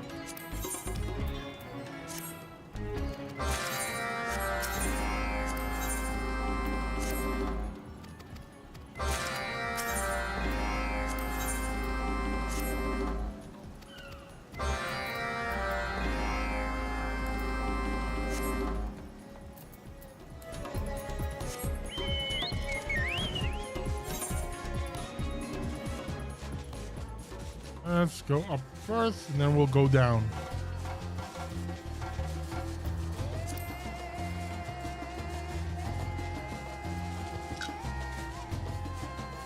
Also, in the meantime, let's do a 50-60 dungeon.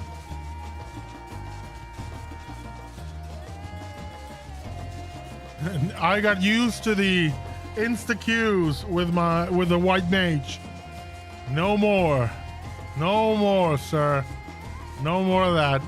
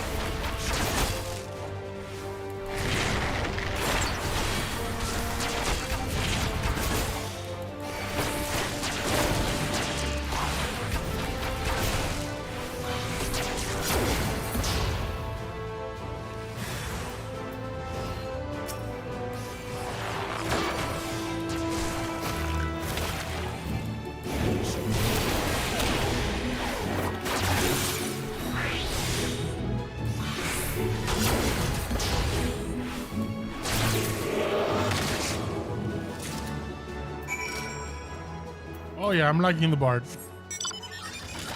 I had to practice the rotation a few times just to get my head around the fact that you need to do so much.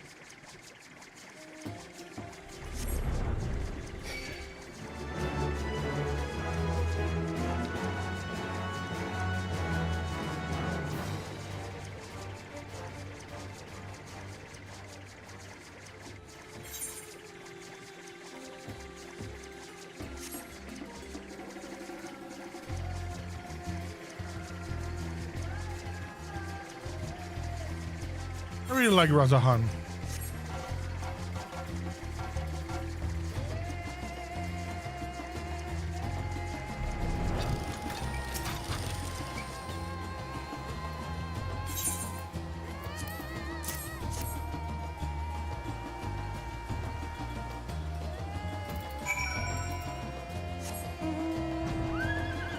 Now to Yedelmat. There's some shady dealings going on, and flyers.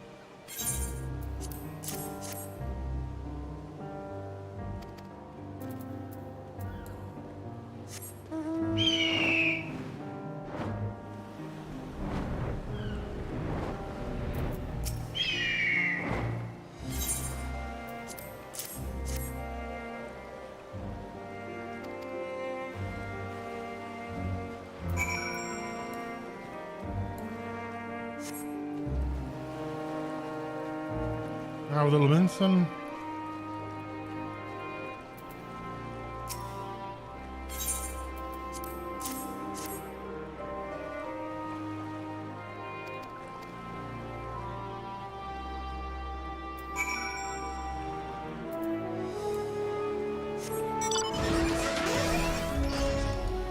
Enter these in for what? Is it gonna be like 900k?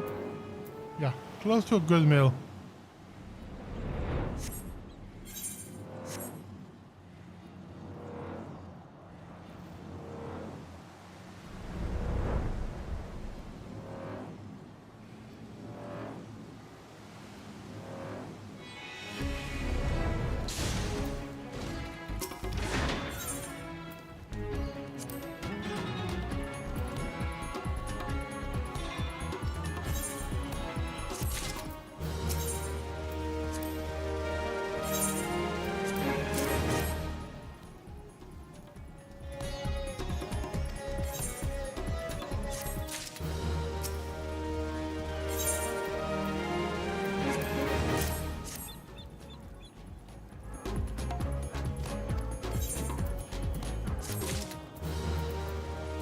Oh, that takes care of the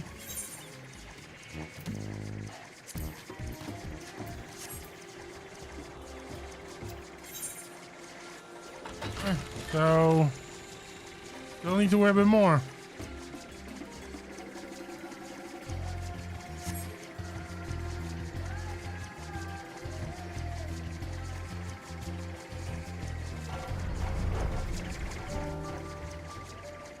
You know what? I'll take a quick break, and that way the counter will keep going. Be back in a bit. Gonna grab a little snack.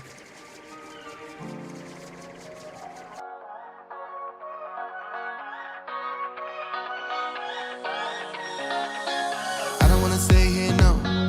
Ain't gonna keep it low now. If you wanna go, let's go. Let's wrap it up and hit the road. I just got an awesome vibe, striking the winner post now. Liberty's on my mind. We've taken off, we've left the ground. You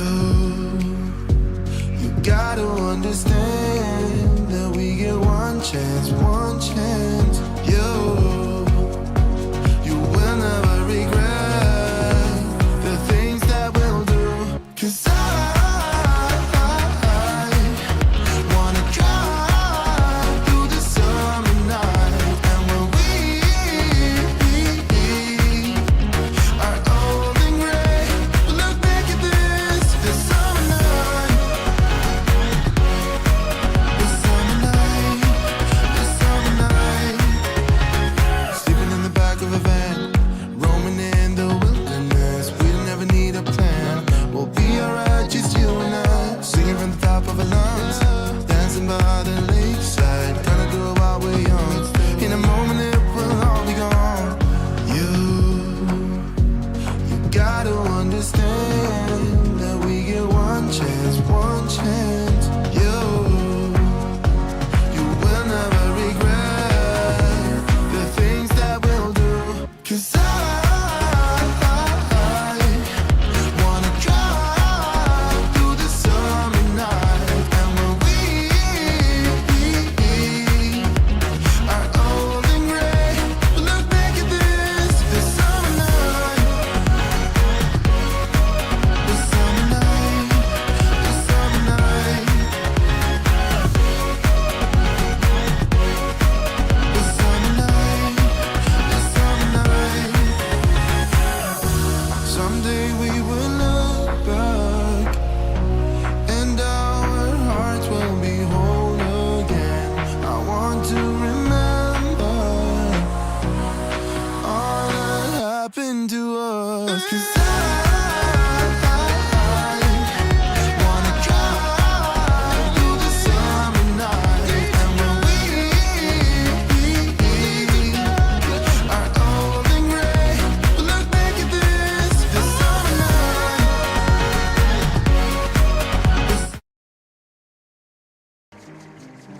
Well, it's getting close to the thing going.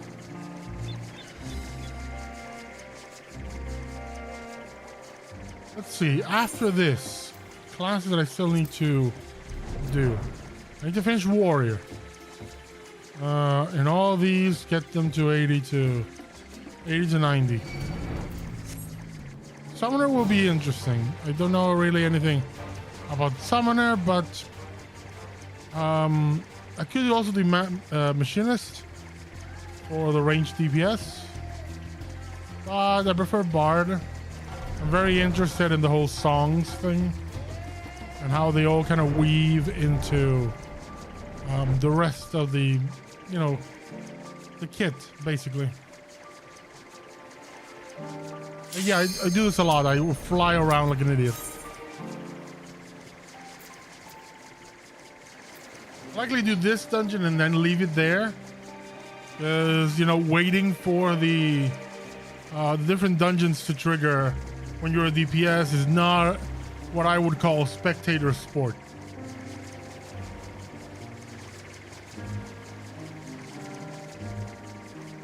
Come on. There we go. Please, one that I haven't done like 50 times already.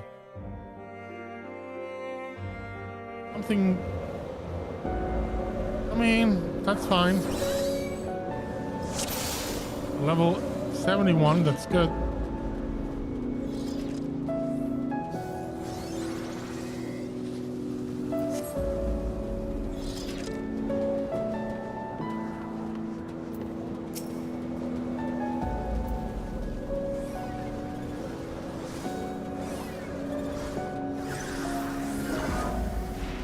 You know what? I just realized I'm not a healer anymore.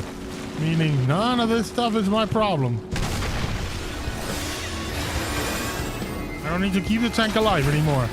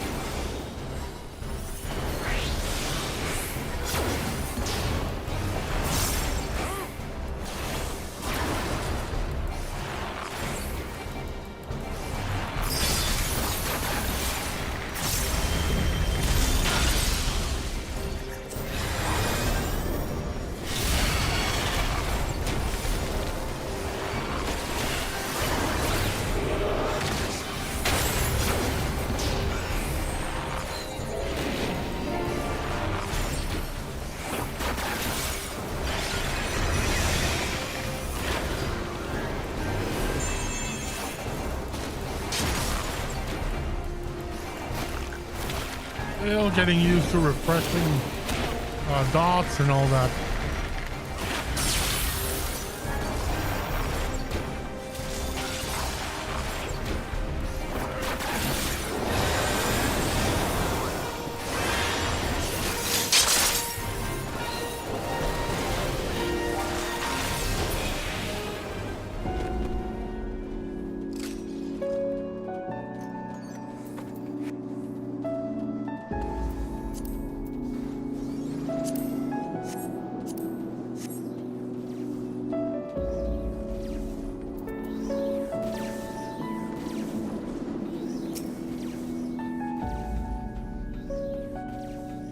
Look, more elegant ruins.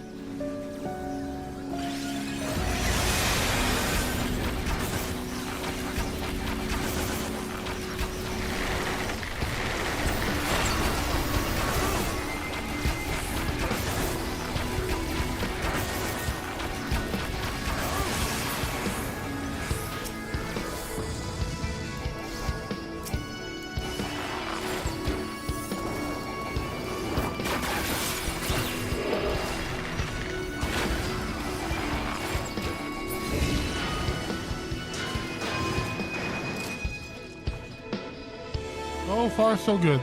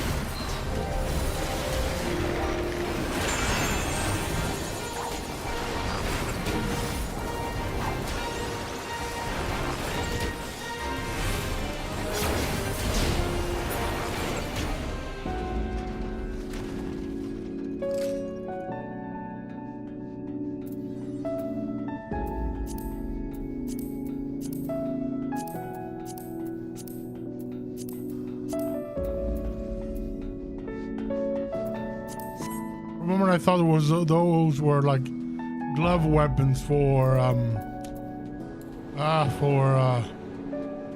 God, I forgot the word. Monk.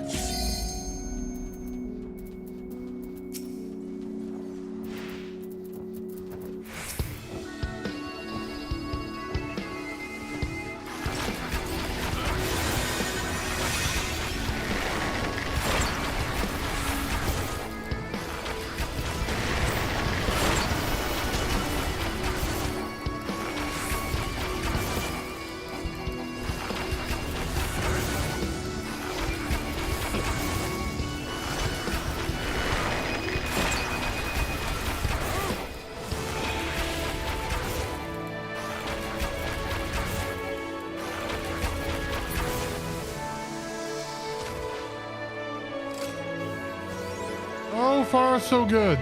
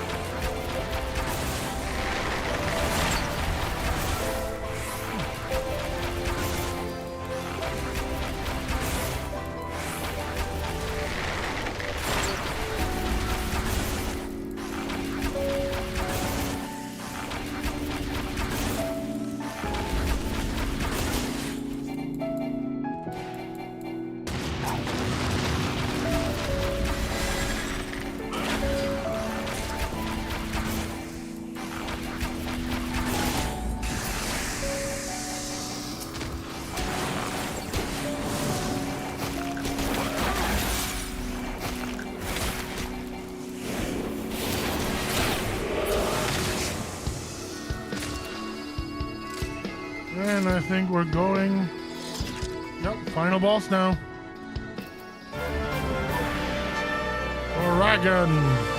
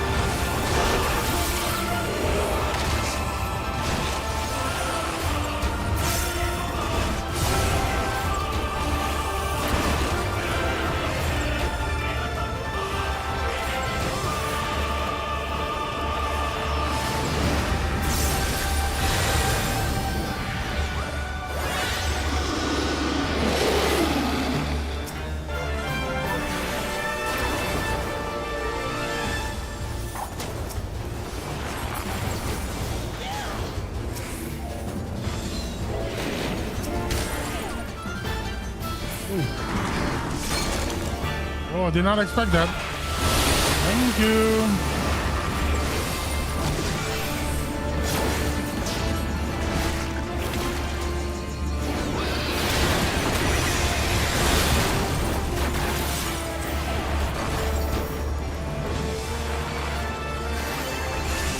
Oh, I'm an idiot. I did not see the patch until it was too late. I'm gonna wait for that to pass.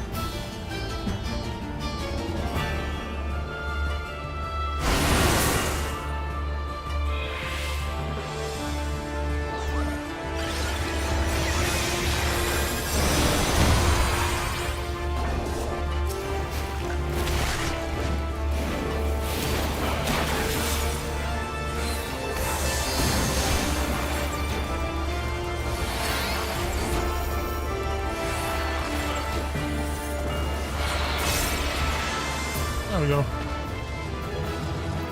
I'm gonna give commendation to the healer. And leave.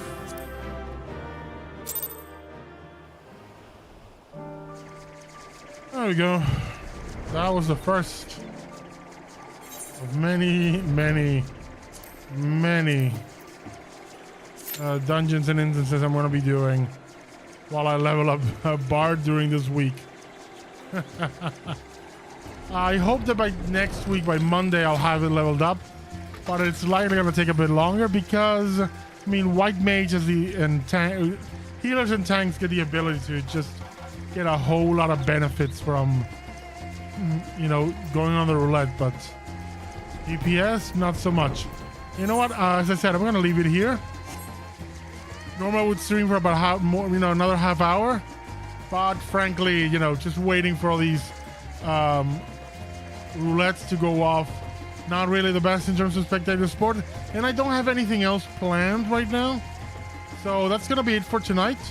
Thank you so much for joining me. I put in a video on the channel today that is kind of trying to convey my reasons for loving Final Fantasy XIV. If you give it a look, maybe a like, you know, or subscribe, I would appreciate it very much. Thank you all for joining, and I'll see you next time. Bye-bye.